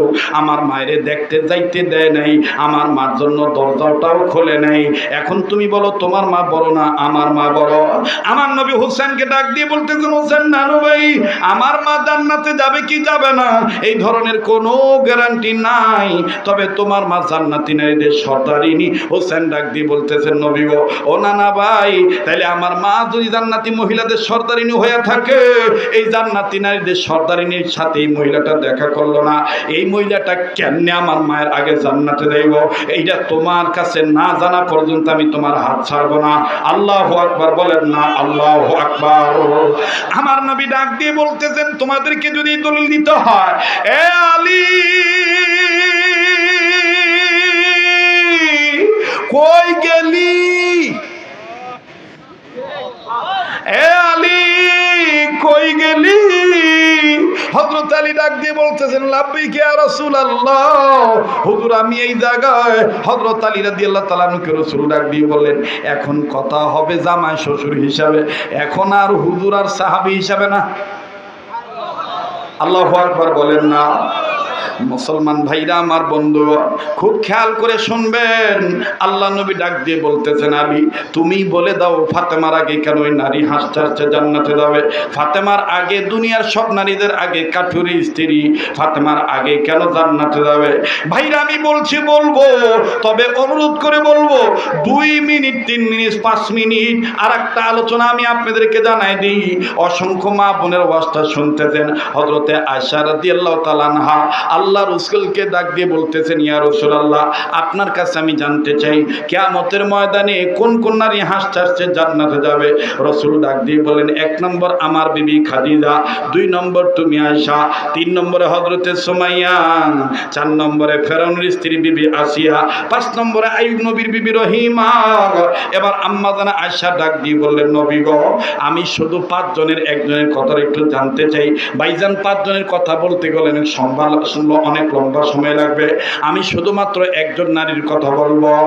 আল্লাহ রাসূলকে আম্মা জানা আয়েশা বললেন, আগো নবীজি, আপনি একটু বলেন তো দেখি, বিবি আসিয়া কি একাই জান্নাতে যাবে হাসতে হাসতে, নাকি আসিয়ার সাথে আরো কোন নারী জান্নাতে যাবে? নবীজি ডাক দিয়ে বলতেছেন, আয়েশা আসিয়া একা যাবে না, আসিয়ার সাথে আসিয়ার ঘরে, ফেরাউনের ঘরে যেই কাজের বুয়া কাজ করত, গৃহ পরিচারিকা কাজ করত, ওই কাজের বুয়া হাসতে হাসতে জান্নাতে যাবে। আয়েশা ডাক দিয়ে বলতেছেন, ইয়া রাসূলুল্লাহ, ওই কাজের বুয়ার পরিচয়টা একটু আমাকে জানান। আল্লাহ রাসূল ডাক দিয়ে বলতেছেন, আয়েশা, ওই কাজের বুয়া যেই কাজের বুয়া যখন আসিয়া বিবি নিজের চুল আশ্রাইতেছিলেন লোহার চিরুনি দিয়া, এই চিরুনিটা জমিনে পড়ে গেছে। বিবি আসিয়া যখন চিরুনিটা তুলতে গেছে বিসমিল্লাহ বলে, আর ওই কাজের বুয়াও আওয়াজ দিয়া বলছে বিসমিল্লাহির রহমানির রহিম। এই বিসমিল্লাহির রহমানির রহিম কাজের বুয়া যখন বলছে, নিষ্ঠুর ফেরাউনের লোক ফেরাউনের কাছে যা ডাক দিয়ে বলে, গো ফেরাউন, বাচ্চা আলমপনা, আপনি আপনার বিবিকে কি দোষ দিবেন? আপনার ঘরে থাকে, আপনারটা খায়, অথচ গুণ গায় মুসা নবীর এক আল্লাহর। কাজের বুয়া এইভাবে বিসমিল্লাহ বলছে। ফেরাউন ডাক দিয়ে বলতেছে, তাইলে আসিয়ার বিচার করার আগে ওই মহিলার বিচার আগে করো। মহিলা যদি ঈমান না ছাড়ে, এক আল্লাহর প্রতি যদি ঈমান না ছাড়ে, আসমানি কিতাবের উপরে যদি ঈমান না ছাড়ে, এই মহিলাকে কি করে ঈমান ছাড়ানো এটা আমার জানা আছে। ভাইরা আমার বন্ধুরে, মহিলার স্বামী জীবিত ছিল না। মহিলার 3টা বাচ্চা, একটা দুধের বাচ্চা মায়ের স্তনে দুধ পান করে, আর 2টা বাচ্চা বানান, একটার বয়স 6 বছর আর একটার বয়স 7 কি 8 বছর। মুসলমান ভাইরা আমার, এই 3টা বাচ্চা সহ যখন মহিলাকে গ্রেফতার করছে, বিশাল আকারে চুলা বানাইছে। এই চুলার ভিতরে বিরাট আকারে একটা কড়াইয়ের মধ্যে, পাতিলের মধ্যে মাত বাদান দে মন কেমন লিটার তেল গরম করছে। তেল যখন উত্তপ্ত ফুটন্ত তেল হয়ে গেল, বিবি আসিয়ার পক্ষ নিয়ে নয়, মুসা নবীর আল্লাহর বিপক্ষে যাইয়া ফেরাউন এই মহিলাকে ডাক দিয়ে বলতেছি, তুমি যদি আমাকে আল্লাহ না মানো, আমি ফেরাউনকে যদি আনা রব্বুকুমুল আলা, আমাকে যদি তুমি রব না মানো, আমাকে যদি তুমি খোদা না মানো, আমি কিন্তু তোমাকে হত্যা করব, তোমার সামনে তোমার বাচ্চাদের হত্যা করব। মহিলাটা চক্ষু বন্ধ করে ডাক দিয়ে বলতেছেন, বাচ্চা গেলে বাচ্চা পাওয়া যাবে, আমি আমার ওই আল্লাহরে হারাইলে মুসা নবীর আল্লাহরে আর পাবো না। আওয়াজ দিয়া বলেন না সুবহানাল্লাহ। এবার ভাইরা ফেরাউন রাগ হইয়া ডাক দিয়ে বলতেছে, মহিলার 3টা বাচ্চার মধ্যে প্রথম বাচ্চাটাকে ধরো। প্রথম বাচ্চাটাকে ধরিয়া গরম তেলের মধ্যে নিক্ষেপ করা হলো। কিতাবের লিখক লিখে মুহূর্তের মধ্যে কঙ্কাল হয়ে গেল। মহিলা তারপর ঈমান ছাড়ে না। দ্বিতীয় বাচ্চাটাকে তেলের মধ্যে ছাড়া হলো, দ্বিতীয় বাচ্চাটাও কঙ্কাল হয়ে গেল। বাজানরে তারপর ঈমান ছাড়ে না। এবার ফেরাউন ডাক দিয়ে বলতে, বুঝতে পেরেছি এই মহিলার দুগ্ধ পান করতেছে যে দুধের বাচ্চা, এই দুধের বাচ্চাটাকে টান দিয়া এই গরম তেলের মধ্যে ফেলে দাও। মহিলা ঈমান ছেড়ে দিবে। মুসলমান ভাইরা আমার বন্ধুগণ, এই মহিলার বুক থেকে কোল থেকে যখন দুধের বাচ্চারা টান দেয় বাজানো, এই মহিলা কান্দার ডাক দিয়ে বাবা তোমাদের বিদায় দিয়ে দিলাম, দেখা হবে জান্নাতে। আওয়াজ দিয়ে বলেন না সুবহানাল্লাহ। আরে বন্ধু, দুধের বাচ্চা কিছু বুঝে না। এই দুধের শিশু সন্তানকে যখন মায়ের সামনে অগ্নিকুণ্ডের গরম তেলের মধ্যে ফেলানো হলো, মা মনে করেছে আমার বাচ্চাটা তো আগের দুই বাচ্চার মতন কঙ্কাল হয়ে গেছে। এবার ফেরাউন সব মহিলা সব নজর করে দেখে যে দুধের বাচ্চা কথা বলতে পারে না, এই দুধের বাচ্চা তেলের মধ্যে হাবুডুবু খাইতেছি। বড় মানুষ এইভাবে পানির মধ্যে সাঁতার কাটে, এই বাচ্চাটা এইভাবে সাঁতার কাটতেছে আর হাতে এক জুপা ঠোল নিয়া আর এক হাত উঁচু করে ডাক দিয়ে মা গো ইমান ছাইরো না, ইমান নিয়া তেলের মধ্যে ঝাঁপ দিয়ে দেখো। দুনিয়ার মানুষের নজরিটা গরম তেলের কড়াই, কিন্তু এইটা গরম তেলের কড়াই না গো মা, আমার আল্লাহ জান্নাতের বাগান বানায় দিছে। আওয়াজ দিয়া বলেন না সুবহানাল্লাহ। আর বাবা জি আম্মা জান আয়েশাকে নবীজি ডাক দিয়ে বলেন আয়েশা রে, কিয়ামতের ময়দানে আসিয়ার সাথে ওই নারীরা জান্নাতে যাবে যেই নারীরা দুনিয়াতে তার জালিম স্বামীর অত্যাচার সহ্য করবে আল্লাহকে পাওয়ার জন্য। আমি নবীর সিরাত সুরাতকে মানবি একমাত্র আল্লাহকে পাওয়ার জন্য, তারাই বিবি আসিয়ার সাথে জান্নাতে যাবে। ভাইরা আমার বন্ধুরে, আমি অবশ্যই বলবো ফাতেমার আগে কেন ওই নারী জান্নাতে যাবে, আবার ওই দিকে আঙ্গুরের কথাটা অবশ্যই বলবো। কিন্তু বাদান আমি দেখেছি ইমানের আওয়াজ শোনার পরে, ইমানের বয়ান শোনার পরে, কোরআনুল কারীমের শিক্ষার গুরুত্ব বোঝার কারণে অনেক মুরব্বী মানুষের চোখের পানি টলমল করতেছে। অনেক যুবক বন্ধু চাতকিনীর ন্যায় আকর্ষণীয় কথাগুলি শুনতেছেন, মনোযোগ ঠিক রেখে কথা শুনতেছেন। বাবাজি একটা ওয়াদা নিতে চাই, বারবার কেন জানি দিল সাক্ষী দেয় যে আজকের দোয়া আল্লাহ ফিরে দিবে না। যেই হাতটা দিয়া বারবার কাবা ধরি, যে হাতটা আল্লাহ ওয়ালাদের হাতের সাথে লাগানো, কাজে একটা ওয়াদা নিতে চাই। ও শেরপুরের কৃষক বাবারা, ও শেরপুর জেলার শ্রমিক বাবারা, এই শেরপুর জেলার অনেক ছেলেরা আছে দাম্মামে, অনেক ছেলেরা আছে রিয়াদে, অনেক ছেলেরা আছে আবহায়, অনেক ছেলেরা আছে মক্কা মদিনায়, যাদের সাথে গেলে দেখা হইয়া যায় প্রবাদ জীবনে। ভাইজান তাই একটা ওয়াদা নিতে চাই, যেই হাতটা দিয়া বারবার কাবা ধরি, যেই হাতটা আল্লাহ ওয়ালাদের হাতের সাথে লাগানো। আমি মুসাফির হালতে আছি, মুসাফির তো আল্লাহ ফিরে দেয় না। এই মুসাফিরের হাতের সাথে কাবা ধরা হাতের সাথে হাত উঠাইয়া মা বাবার জন্য একসাথে দোয়া করে আমার সাথে যাবেন। কার কার নিয়ত আছে একটু হাত তুলে দেখান তো দেখি ইনশাআল্লাহ। নারায়ে তাকবীর। আল্লাহ তুমি কবুল করো, বলেন না আল্লাহুম্মা আমিন। কেউ যদি চলে যেতে চায় তাকে চলে যেতে দিবেন। বাবাজি আমার সাথে দোয়া করে যাবেন। অনেক যুবক ভাইয়ের আপনার হুজুর আপনার সুলিত কণ্ঠে আগের মতন একটু আযান শোনাবেন। হ্যাঁ আমি আযান শোনাবো, বাবাজি একটু ধৈর্য ধরতে হবে। দাগুড মুসকাম সুলুরি ভালো কাজের রেজাল্ট আস্তে আস্তে আসে। খালি মাথা পাইয়া হুজুর টুপি দিতে চাবা, খালি মাথা পাইয়া আজান দিয়া ডাইকা নিয়া নামাজ পড়ায়, আজান দিয়া হায় খালি মাথা পাইয়া হুজুর টুপি দিতে চায়। আজকে আমি যাবো গা, কালকে দেখবেন এই মাদ্রাসার ছাত্ররা রাস্তা বইরা হাঁটবো, মাদ্রাসাও দেখবেন খেলাধুলা করবো, আর দেখবেন গুনগুন করে করবো একটা হুজুর আইছিল কালকে কইয়া গেছে খালি মাথা পাইয়া হুজুর টুপি দিতে চায়। কারণ এই ছেলেরা আগামীতে আব্দুল খালেক শরীয়তপুরি হইব, এই ছেলেরা আগামীতে আল্লামা মামুনুল হক হবে, এই ছেলেরা আগামীতে দেলোয়ার হোসেন সাঈদী হবে। কথা বলেন ঠিক কিনা? খালি মাথা পাইয়া হুজুর টুপি দিতে চায়, বলো খালি মাথা পাইয়া হুজুর টুপি দিতে চায়। আজান দিয়া ডাইকা নিয়া নামাজ পড়ায়, আজান দিয়া খালি মাথা পাইয়া হুজুর টুপি দিতে চায় লা ইলাহা ইল্লাল্লাহু মুহাম্মাদুর রাসূলুল্লাহ সাল্লাল্লাহু আলাইহি সাল্লাম। এবার আমার বন্ধুগণ প্রথম চ্যাপ্টারটাকে শেষ করে নেই। ইমাম হোসেন রাদিয়াল্লাহু তাআলা আনহু জিবরাইল আমিনকে সাক্ষাতে পাইয়া নবীকে ডাক দিয়ে কয়, না ভাই, আঙ্গুর উনি না খাইলে আঙ্গুর খাওয়ার দরকার নাই। নবী মনে আছে কথাটা? ডাক দিয়ে কয়, কিরে জিবরাইল আমিন, আগে কইছিলাম এই ছেলেটাকে ভিতরে ঢুকায়ও না, ঢুকাইলে তোমার পেছে ফালাই দিব। এবার জিবরাইল আমিন কয়, ইয়া রাসূলুল্লাহ, আঙ্গুর না খাইলে সে তো আমারে ছাড়বে না। নবী কয়, এখন তোমার ব্যাপার, তুমি কি করবা? জিবরাইল আমিন আঙ্গুরটা হাতে নিয়া আল্লাহকে ডাক দিয়ে বললেন, আল্লাহ,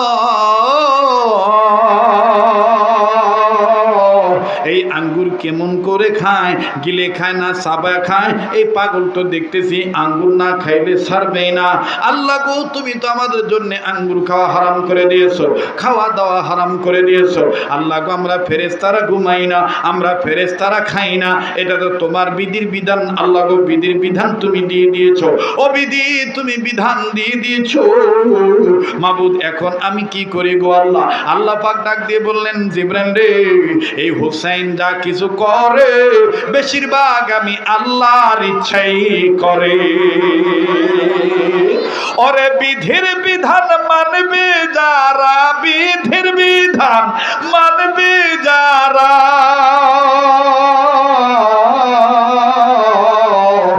দুনিয়া আখেরাতে আল্লাহ রসুলের হবে পাগল পারা।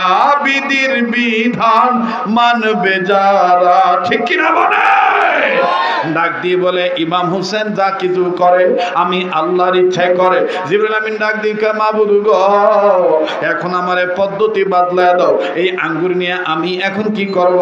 আল্লাহ পাক ডাক দিয়ে বললেন, জিবরাইল, এই আঙ্গুর তুমি মুখের সামনে ধরো, মুখের কাছে নাও, গায়েব করার মালিক আমি আল্লাহ। জিবরাইল আমিন ডাক দিয়ে কয়, যে চালাক পোলা, আবার কইব দেও তো তুমি হা কইরা দাও, তুমি খাইছো কি খাও নাই? ও আল্লাহ, তখন আমি কি করব? আল্লাহ ডাক দিয়ে কয়, কইছি না মুখের কাছে তুমি নিবা, আঙ্গুর গায়েব করার মালিক আমি আল্লাহ। এইবার জিবরাইল আমিন আঙ্গুর মুখের কাছে নিয়া আমার বন্ধুগণ কিছুক্ষণ পরে হোসেন যখন জিজ্ঞাসা করে, না ভাই, আঙ্গুর তুমি খাইছো কি খাও নাই জানবার চাই। জিবরাইল আমিন ডাক দিয়ে বলল, যেখান থেকে আইছে ওই জায়গায় আঙ্গুর আমার মাধ্যমে চলে গেছে। এবার ইমাম হোসেন বলে, দেখি তুমি হা করো তো দেখি। জিবরাইল আমিন হা করছে, না আঙ্গুর দেখা যায় না। কিন্তু হোসেন ডাক দিয়ে ঘটনা কি? কইল কি? যেখান থেকে আইছে ওইখানে আঙ্গুর আমার মাধ্যমে চলে গেছে। এই মিয়া, তোমার নাম কও না কে? তুমি কেডা? তোমার নাম কও না কে? জিবরাইল আমিন ডাক দিয়ে কয়, নাম এত জানার শখ কি? জিবরাইল আমিন বলার পরে হোসেন কয়, নাম ছাড়া আমার ভাল লাগে না। আমার নানার নাম যেমন ইয়াসিন, আমার নানার নাম যেমন তহা, আমার নানার নাম যেমন হাবিবুল্লাহ, আমার নানার নাম যেমন রহমাতুল আলামিন, আমার নানার নাম যেমন ইমামুল মুরসালিন, আমার নানার নাম যেমন শাফিউল মুযনিবিন। তুমি কেডা? তোমার কি কোনো নাম নাই? জিবরাইল আমিন ডাক দিয়ে বলতেছে, আমার নামও আছে, আমার নাম ফেরেশতা জিবরাইল।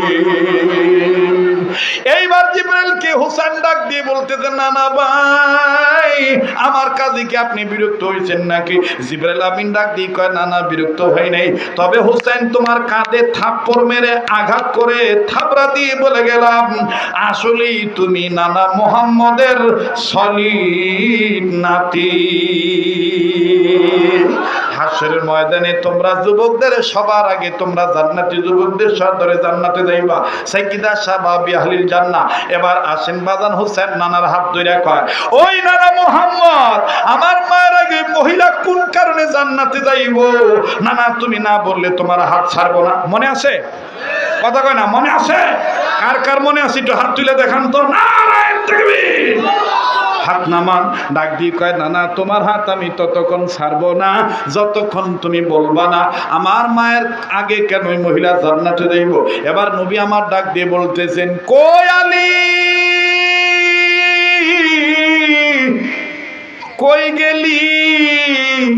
আলী লাব্বাইকা রাসূলুল্লাহ বলি। কয় ইয়া রাসূলুল্লাহ। আলী উত্তর দিয়া বলে লাব্বাইকা রাসূলুল্লাহ, আমি আলী এসেছি আপনার কাছে চলি। আমার নবী ডাক দিয়ে বলতেছেন আলী, এখন আমি নবী তুমি সাহাবী, এই চরিত্র নিয়ে কথা বলবো না, এখন বলবো আমি তোমার শ্বশুর, তুমি আমার মেয়ের স্বামী, জামাই শ্বশুর কথা বলবো। বলো বলো ফাতেমার আগে ওই নারীটা কোন কারণে জান্নাতে যাবে? ডাক দিয়ে বলতেছেন ফাতেমা তোমার আগে কেন জান্নাতে নারীটা যাবে শুনিয়ে নাও ফাতেমা। ফাতেমা একদিন তোমার মনে পড়ে কিনা ঘরের মধ্যে অনেক অভাব অনটন দেখা দিল, আমি আলী বাইরে, শুনতেছেন আপনারা? হ্যাঁ না না থাক, দোয়া করে দিই তাহলে মনোযোগ ঠিক হলে। বেহা তেরা হয়ে রয়েছে, ওই যে দাও, ওই আবার ডাক পারে ওদিক কি ঠিক না ভাই? এই যে আমার ছোট ভাই কুইতাছে, যুবক কুইতাছে, সবাই তো হুজুর মানবো না, আমরা আছি হুজুর সামনে। আমি চাই সামন পিছন সবাই একভাবে থাক, কারণ ইমামের পিছনে যারা নামাজ পড়ে তারা ওই এক ইমামকে মাইনে সামনের কাতারে যেভাবে রুকু সেজদা করে পিছনের কাতারে ওইভাবে রুকু সেজদা করে। কথা কোন ঠিক কিনা? নেতা তো নেতাই, ঠিক কিনা বলেন? নারায়ে তাকবীর। এবারে ডাক দিয়ে বলতেছেন ফাতেমা তোমার কি মনে নাই যখন ঘরের মধ্যে খুব অভাব অনটন দেখা দিল, দুই হাসান আর হোসেনের পেটে যখন পাত্র বান্দা, তখন আমি আলী আসার পর তুমি ফাতেমা ডাক দিয়ে বললো স্বামী গো, আমি তুমি বাবা মা স্বামী আর স্ত্রী দুইজন যদি না খায় থাকি তেমন কোনো সমস্যা নাই, কিন্তু আমাদের চোখের সামনে আমাদের দুই ছেলে যদি না খায়া থাকে এটা অনেক কষ্ট লাগে, অনেক কষ্ট লাগে। দেখো না হাসান হোসেনের চোখের নিচে কালো দাগ পড়ে গেছে। হযরত আলী ডাক দিয়ে বলতেছেন ফাতেমা তাইলে খাবার পাবো কোথায়, খাবার পাবো কোথায়? এবার হযরত ইমাম হোসেন আর হাসানের মা হইয়া ফাতেমা তু জোহরা আলীকে ডাক দিয়ে বলতেছেন স্বামী আলী মনে যদি কিছু না নেন, ওগো স্বামী আমার একটা ব্যবহৃত ওড়না আছে, এই ওড়নাটা আপনি বাজারে নিয়ে যাবেন, আপনি ওড়নাটা বিক্রি করবেন, এই ওড়নাটা বিক্রি করিয়া যতটুকু টাকা পাবে, তৎকালীন সময় প্রচলন ছিল দেরহামের, বলে যে কয়টা দেরহাম পাবেন ওই কয়টা দেরহাম দিয়ে খাবার নিয়ে আসবেন স্বামী। হযরত আলী বললেন ঠিক আছে তুমি ওড়নাটা দিয়ে দাও। এবার ওড়না নিয়া হযরত আলী চলে গেলেন বাজারে। আমার বন্ধুগণ চলিয়া হযরত আলী রাদিয়াল্লাহু তাআলা আনহু এবার ওড়নাটা বাজান হাতে নিয়ে বাইর করে নেই, কেননা বারবার বলতেছেন আল্লাহ আমার স্ত্রী ফাতেমা তো জোর হইল পর্দানিশী নারী, আয় আল্লাহ কোন খরিদ্দার যদি কোনো ক্রেতা যদি আমার হাতে দেখে এই ওড়না আর আমি আলী যদি বলি এটা ফাতেমার ওড়না, ওই বেটা কেন্নেওয়ালা বেটা ওড়নাটা হাতে নিয়ে বলবে আহারে ফাতেমা কত সুন্দর ছিল, ফাতেমা এই ওড়না তার গলায় ব্যবহার করত, আহারে এটা বুঝি ফাতেমার ওড়না। আল্লাহ গো এই পর্দার গয়রত যেন নষ্ট না হয়, আমার ফাতেমার গয়রত যেন নষ্ট না হয়। আল্লাহ আল্লাহ বলতেছেন স্বামী, বলেন স্বামীর দোয়া বিবির জন্য কবুল হয় কি হয় না? আরো জোরে বলেন হয় কি হয় না? এবার হযরত আলী ডাক দিয়ে বলতেছেন আল্লাহ ফাতেমার পর্দা যেন রক্ষা হয়ে যায়, আল্লাহ আল্লাহ তুমি এমন একটা খরিদ্দার পাঠিয়ে দাও ও বাজার। এবার হযরত আলী বলতে বলতে বলতে বলতে কোথা থেকে যেন একটা খরিদ্দার আসলো, একটা ক্রেতা আসলো। ক্রেতাটা আসিয়া ডাক দিয়ে কয় হযরত আলী মনে হয় আপনি কোনো কিছু বিক্রি করবেন। বলে হ্যাঁ আমি বিক্রি করব। বলে কি বিক্রি করবেন? ওইটার আমারে দেখাইতে হবে না, এই নেন 6টা দিরহাম নেন, আর আপনার পকেটে যেইটা আছে আস্তে করে বিসমিল্লাহ বলে ব্যাগের মধ্যে ঢুকাইয়া দে। সুবহানাল্লাহ করবেন না? কয় দিরহাম? আবার বলেন কয় দিরহাম? বাজান রে হযরত আলী আশ্চর্য হয়ে গেল, ব্যাপার কি? ক্রেতা জিজ্ঞেস করলো না কি বিক্রি করব, আগে থেকে বললো যেটা বিক্রি করবেন ওইটা আমাকে দেখাইতে হবে না, এই নেন 6টা দিরহাম নেন আর এই ব্যাগের মধ্যে আপনি বিসমিল্লাহ বলে ঢুকায় দেন। এটা আবার কেমন ক্রেতা? একটু বা ভালো মন্দ কিছু জিজ্ঞেস করলো না, যাকে চলে যাও 6 দিরহাম নিয়া খাবারের দোকানে যাইয়া ডাক দিয়ে বলতেছে ও খাবারের দোকানদার ভাই দেরি করার সময় আমার নাই, এই যে নাও 6 দিরহাম, এই 6 দিরহাম দিয়া যতটুকু খাবার হয় অতটুকু খাবার তুমি আমার পরিবারের সন্তানদের জন্য দাও। ওরে বাজান, দোকানদার যখন খাবার রেডি করেছে, খাবার দিয়া যখন দিরহাম নিবে আর আলী যখন দিরহাম দিবি, ঠিক ইন দি মিন টাইম হযরত আলীর পাশে একজন ভিক্ষুক এসে বলে, আল্লাহর রাস্তে কিছু যদি দিতা। বলেন ওই সময় আমি আপনি হইলে মেজাজ গরম হইতো না ঠান্ডা হইতো? কথা কয় না? মেজাজ কি হইতো? গরম হইতো। হযরত আলী রাদিয়াল্লাহু তাআলা আনহু মনে মনে মেজাজ খুব গরম করছে, আমার পোলারাই খাবার পায় না, আমার ঘরে বাতি জ্বলে না, আর একজন এসে বাতি জ্বালানোর জন্য তেল চাইতি। হযরত আলী মনে মনে বলে রাগ প্রকাশ করবি, কিন্তু হঠাৎ করে হযরত আলীকে কোরআন ডাক দিয়ে বলি, ওয়া আম্মাসার ইলা ফালা তানহারু। আল্লাহু আকবার। হযরত আলীকে আল্লাহ তাআলা বলতেছেন, আল্লাহর কোরআন ডাক দিয়ে বলতেছেন, আলী রে, আমি কোরআন তোমাকে বলে দিচ্ছি, আমি আল্লাহ বলে দিতেছি, সাইলকারীকে খালি হাতে ফেরত দিতে নেই। এবার হযরত আলী ডাক দিয়ে বলতেছেন, হায় হায়, কোরআন আমাকে বাধা দিয়ে দিল, আমিও তো কোরআন মানি, কেননা কোরআন হলো সবচেয়ে সম্মানের কিতাব। ইন্নাহু লাকুরআনুন কারীম। আওয়াজ দিয়া বলেন না সুবহানাল্লাহ।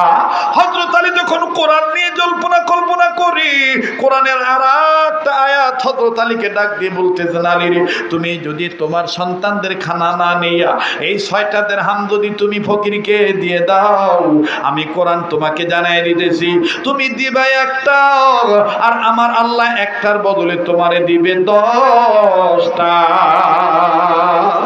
মান জা আবিল হাসানাতি ফালাহু আশরু আমসালিহা। তুমি দিবা একটা, আর আমি আল্লাহ তোমাকে একটার বদলে দেব 10টা। এবার হযরত আলী রাগ কইরা কয়, নিমুনা পোলা পানগো, খাবার নিমুনা, যা বেটা চাইছো, আমি 6টা দিরহামই তোরে দিয়া দিলাম, দেখি একটার বদলে যদি আল্লাহ আমারে 10টা দেয়, তাহলে তো 60 দিরহাম হয়। কয় দিরহাম হয় বাবা? কথা কয় না? 60 দিরহাম হয়। হযরত আলী এইবার বাজান ফকিরের 6 দিরহাম দিয়ে দিছে। ফকির বেটা আলহামদুলিল্লাহ বইলা চলে গেছে। আমার বন্ধুগণ যখনই চলে গেছে, হযরত আলী এবার এই বেটারে খাবার বিক্রেতার বেটারে ডাক দিয়ে কয়, এ মিয়া, 6 দিরহামের প্যাকেট কইরো না, 60 দিরহামের খাবার রেডি করো, আমি 60 দিরহাম নিয়ে আমো, আল্লাহ আমারে দিব। একটু জোরে কোন, দেওয়ার মালিককে, আর জোরে কোন, দেওয়ার মালিককে। এবাদান কোরআন সত্য না মিথ্যা? কোরআন সত্য। এটা কে বলেছেন? আল্লাহ পাক নিজে বলেছেন, ওয়াদাল্লাহি হাক্কুন। আল্লাহু আকবার। আল্লাহ বলেন আমার ওয়াদা সত্য ওয়াদা। সুবহানাল্লাহ, সুবহানাল্লাহ। এইবার হযরত আলী বাজারে ঘুরতেছে, দেখি কোথা থেকে আমাকে 60 দিরহাম দেয়, দেখি কোথা থেকে আমাকে 60 দিরহাম দেয়।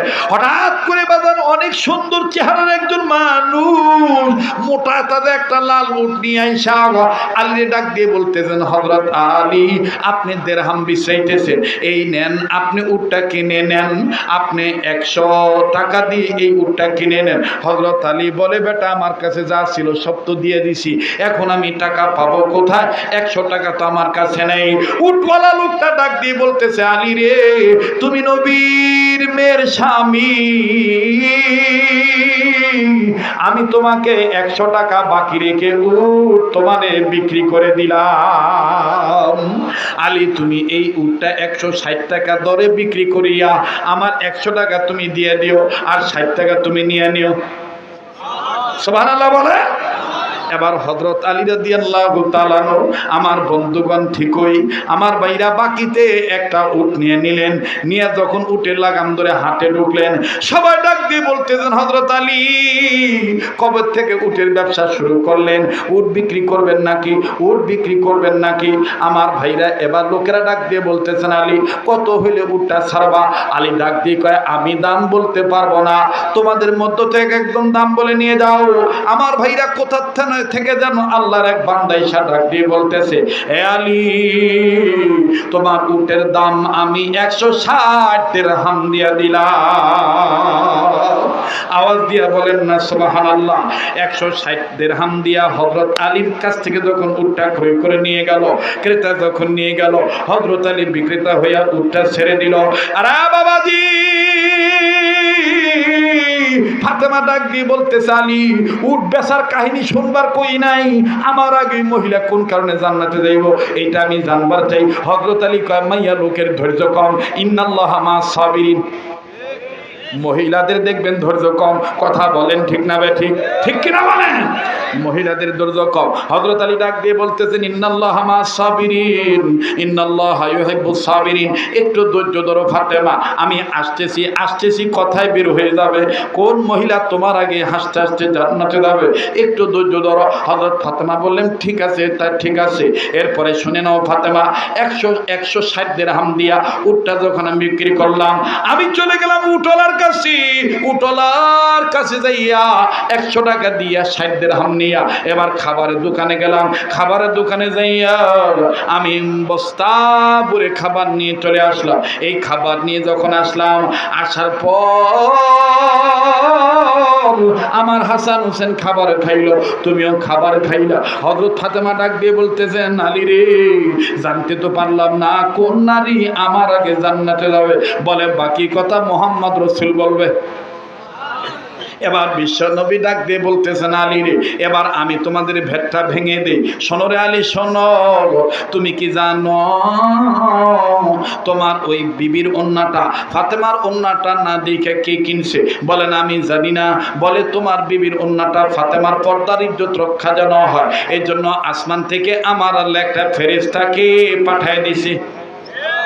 ওই ফেরেশতাটা 6 দিরহাম দিয়া তোমার বিবি ফাতেমার ওন্নাটা ক্রয় করছে। এরপরে তুমি চলে গেলা খাবারের দোকানে। খাবারের দোকানে দেওয়ার পর যখন পরিবারের কথা শোনার পর, পরিবারের কথা চিন্তা কইরা 6 টাকা দিয়ে যখন তুমি খাবার কিনতে গেলা, আল্লাহ তোমার টেস্ট করলো, তোমার অন্তরে আল্লাহর মহব্বত বেশি নাকি সন্তানদের মহব্বত বেশি। আর একজন ফেরেশতাকে ফকির সাজাইয়া তোমার কাছে হাত পাতাইলো। তখন তুমি আল্লাহর কোরআনের কথা শুইনা 6 দিরহাম দিয়ে দিলা। এই ফকির, ওই ওন্নাওয়ালা ফকির ফেরেশতা ওন্নাটা নিয়ে জান্নাতে জমা দিল। আর জান্নাত থেকে একজন ফেরেশতা এলো। ফেরেশতা এসে তোমার 6 টাকা নিয়া চলে গেল উট লইয়া। আল্লাহ তাআলা আর একজন ফেরেশতাকে পাঠাইলো উট দিয়া। এইভাবে ফেরেশতাদের মাধ্যমে আল্লাহ তাআলা তুমি আলীকে সহযোগিতা করেছে। আমি নবীজি বলে দিতেছি, শুনে নাও। এবার শোনো মা ফাতেমা, ওগো আমার কন্যা ফাতেমা, খাতুনে জান্নাত, তুমি শুনে নাও। তোমার আগে কেন কাঠুরের স্ত্রী জান্নাতে যাবে? যেদিন তুমি হুসাইনকে নিয়া তুমি ফিরত চলে আসলা, মেয়েটা তোমার সাথে দেখা দিল না। ওই দিন রাত্রিবেলায় সন্ধ্যার পরে ওই স্বামী আইসা জিজ্ঞাসা করলো, কাঠুরি আইসা জিজ্ঞাসা করলো, এ বিবি, নবীর মেয়ে আইসা নাকি? নবীর মেয়ে ফাতেমার সাথে দেখা দিছ নাকি? তখন এই বিবি বলছে, স্বামী গো, নবীর মেয়ে আসছিল, তবে দেখা দিতে পারি নাই। বলে, কেন দেখা দাও নাই? বলে, স্বামী গো, আমি আপনার কাছ থেকে অনুমতি নিয়েছিলাম ফাতেমার সাথে দেখা করব, কিন্তু হযরতে ফাতেমা হোসেনকে নিয়ে আসছিল, 3 বছরের সন্তানকে নিয়ে। হোসেনের সাথে দেখা করার অনুমতি তো আপনার কাছ থেকে নেই নাই। আরে ফাতেমা, ওই সময় আল্লাহ রব্বুল আলামিন, আল্লাহ পাক ওই সময় আল্লাহর কাছে এই কাঠুরিয়ার স্বামী, এই কাঠুরিয়ার বিবির এই কথা শুনে কাঠুরিয়া স্বামী আল্লাহর কাছে সতী নারীর জন্য দোয়া করে বলেছিল, আল্লাহ আমার বিবিরে তুমি ফাতেমার আগে জান্নাত দিয়ে দিও। আল্লাহ পাক কাঠুরিয়ার দোয়া কবুল করেছে। বলে, বাবা গো, আমি তো জান্নাতি নারীদের সর্দারিনী হব, সাইয়্যিদাতুন নিসা আহলিল জান্নাহ হব, আমার আগে এই মহিলাটা কেমনে জান্নাতে যাবে? বলে, তাইলে এবার শোনো, তোমার বিক্রি করা ওন্না আল্লাহর কাছে জমা আছে। হাসরের মাঠ যেদিন কায়েম হবে, তোমাকে যেই উটের উপরে উঠাইয়া জান্নাতে দিবে, শোনো, যেই উট তোমার স্বামী আলী বিক্রি করেছে, এটা হলো তোমাকে জান্নাতে নিয়ে যাওয়ার লাল উট। এই লাল বিশাল উট লাগাম ছাড়া যাবি, কিন্তু উটকে টেনে টেনে নিয়ে যেতে হবে। লাগাম পাবে কোথায়? লাগাম পাবে কোথায়? আমার আল্লাহ তখন তোমার গায়ের এই ওড়নাকে তোমার উটের লাগাম বানায় দিবে। এই উটের লাগাম বানায় দেওয়ার পর এই উটের লাগাম ধরবে কি? আমার আল্লাহ তখন তোমার আগে এই কাঠুরিয়ার বউকে দাঁড়াবে, এই কাঠুরিয়ার বউ তোমার উটের লাগাম ধরবে, আর এই কাঠুরিয়ার বিবি তুমি জান্নাতি মহিলাদের সর্দারিনীকে উটের লাগাম টেনে টেনে নিয়ে যাবে জান্নাতে, কিন্তু তুমি থাকবা পিছে। কাঠুরিয়ার বিবি ওন্না ধরে তোমার আগে জান্নাতে ঢুকবে। আল্লাহু আকবার। সবকিছুর মালিক কে? রাগ করেছে? বেজার হয়েছে? মুহতারাম হাজিরিন, আমার ঘড়িতে ঠিক কাটায় কাটায় 2 ঘন্টা পার হয়ে গেছে। কথা কয় না? ঠিক আছে না? আমি জানি এখন আপনাদের মধ্যে এমন নেশা ঢুকছে যে হুজুর যদি আরো করে তাহলে আরো শুনবো না। বাদান আবার বেঁচে থাকলে দেখা হবে। আমি আসাতে আপনারা খুশি না বেদা? শেরপুর জামালপুর আসাতে আর কোনো বাধা নাই। বাধা যে দিবে তাদের আর রক্ষা নাই। কথা কন ঠিক কিনা? ইসলামী সম্মেলন হবে হবে, আলেম ওলামা আসবে আসবে, আর কোনো আতি নেতা ফাতি নেতার সাটুকারী নেতার আর কোনো দেখা দেখি নাই। আগামীর বাংলাদেশ ইসলামের বাংলাদেশ হবে, এই কথার বাইরে কোনো কথা নাই। কথা বলেন ঠিক কিনা? আল্লাহ কবুল করেন। জোরে কোন আমিন, আরো জোরে কোন আমিন। মুহতারাম মা বোনরা কি করে জান্নাতি নারী হবে? জান্নাতি নারীর বৈশিষ্ট্য একটা কিতাব আপনি নিয়ে যাবেন। আপনি নিজে ওয়াজ শুনলেন, বাড়িতে মা বোনদের জন্য গিফট নিয়ে যাবেন। মা গো, বোন গো, আপনার এই কিতাবটা পড়বেন এবং 10 জন আলেমকে দেখাবেন যে কোরআন হাদিস ভিত্তিক কি আলোচনা আমি এটার মধ্যে তুলে ধরছি। আজকে আমাদের ঘরে অশান্তি একটাই কারণ, অনেক বিবিগণ স্বামীর কদর করতে চায় না। কথা বলেন ঠিক কিনা? নারী ভালো হইলে বাড়ি ভালো হয়ে যায়, ঠিক না বাবা? এজন্য কত টাকা পয়সা কত নষ্ট করেন। যদি আপনার কাছে থাকে এরকম আরো তথ্যভিত্তিক অনেক আলোচনার কিতাব আছে, যেমন মৃত মানুষ কথা বলে, এটাও আমার নিজের লেখা। আর সুন্নত রসুল, ঘরটাকে আলোকিত করতে চান, নূরানি করতে চান, কোন সুন্নতের উপর আমল করতে পারলে জীবনে অভাব দেখা দিবে না, জীবনে কোনোদিন বড় রোগ হবে না, মহামারী ভাইরাস জটিল কঠিন ক্যান্সার আপনার হবে না, এবং মরণকালে কালেমা নসিব হবে আপনার, ইমানের সহিত মৃত্যুবরণ করতে পারবেন। এই কিতাবের মধ্যে সেই আমলগুলো দেওয়া আছে। যাদের প্রয়োজন প্রত্যেকটা বইয়েই আমার মোবাইল নাম্বার, হোয়াটসঅ্যাপ নাম্বার দেওয়া আছে। ভাইয়া আমি অনুরোধ করে বলবো, আমি একদিন থাকবো না, কিন্তু আমার লেখা থাকবে, আমার বয়ান থাকবে। হতে পারে এই বয়ান শোনার দ্বারা, এই লেখা পড়ার দ্বারা কে হেদায়েত পাবে, আর তার উসিলায় আমরা জান্নাতি হব। কথা বলেন ঠিক কিনা?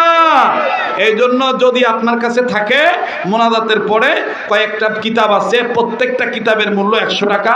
আপনার এই 100 টাকায় আমার মাদ্রাসার, দিনী মাদ্রাসার জনকল্যাণমুখী কাজ হয়, ফায়দা হয়। আপনারা নিয়ে যাবেন মোনাজাতের পরে। 3টি কিতাব 300 টাকা, প্রতিটি কিতাব 100 টাকা করে মূল্য। আল্লাহ কবুল করেন, আল্লাহ ঘরটাকেও ইসলামের আলোকিত করে দেন। বলেন আমিন। এবার আসেন, আযান শুনে 5 ওয়াক্ত নামাজ পড়বেন তো ইনশাআল্লাহ? নামাজ পড়েন তো ইনশাআল্লাহ? রেডিও খুললে দেখবেন কারি মোহাম্মদ উবেদুল্লাহ হুজুর কত সুন্দর চমৎকার কণ্ঠে বলেন আল্লাহু আকবার, আল্লাহু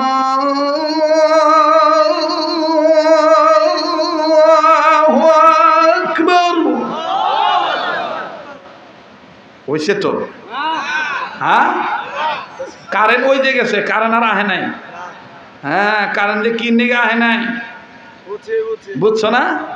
হ্যাঁ, চিনা রাখবে। তবে ইসলামের বাতিকে কেরাসিন তেলের বাতি মনে করো না, বিদ্যুতের সুইচ মনে করো না। ইসলামের বাতির সুইচ আল্লাহর হাতে। কথা কয় না? এই সুইচ আল্লাহ যতদিন জ্বালায় রাখবো কেউ নি ব্যবহার করবো না, ঠিক কিনা? রেডিও খুলে দেখবেন কারি মোহাম্মদ উবাইদুল্লাহ রহমতুল্লাহ আমার উস্তাদ কত মধুর কণ্ঠে বলেন আল্লাহু আকবার, আল্লাহু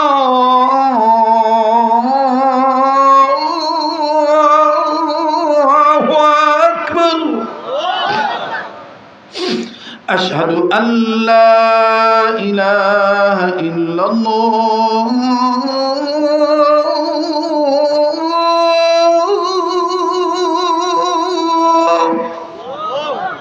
আশহাদু আল্লা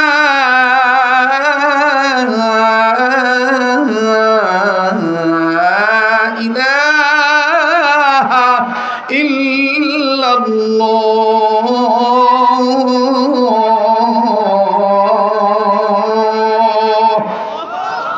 আল্লাহ তাআলা আমাদেরকে সহি করে আযান শিক্ষা গ্রহণ করে আযানের ডাকে সাড়া দিয়ে বন্দিগি করে আল্লাহ হওয়ার তৌফিক দান করেন। বলেন আমিন।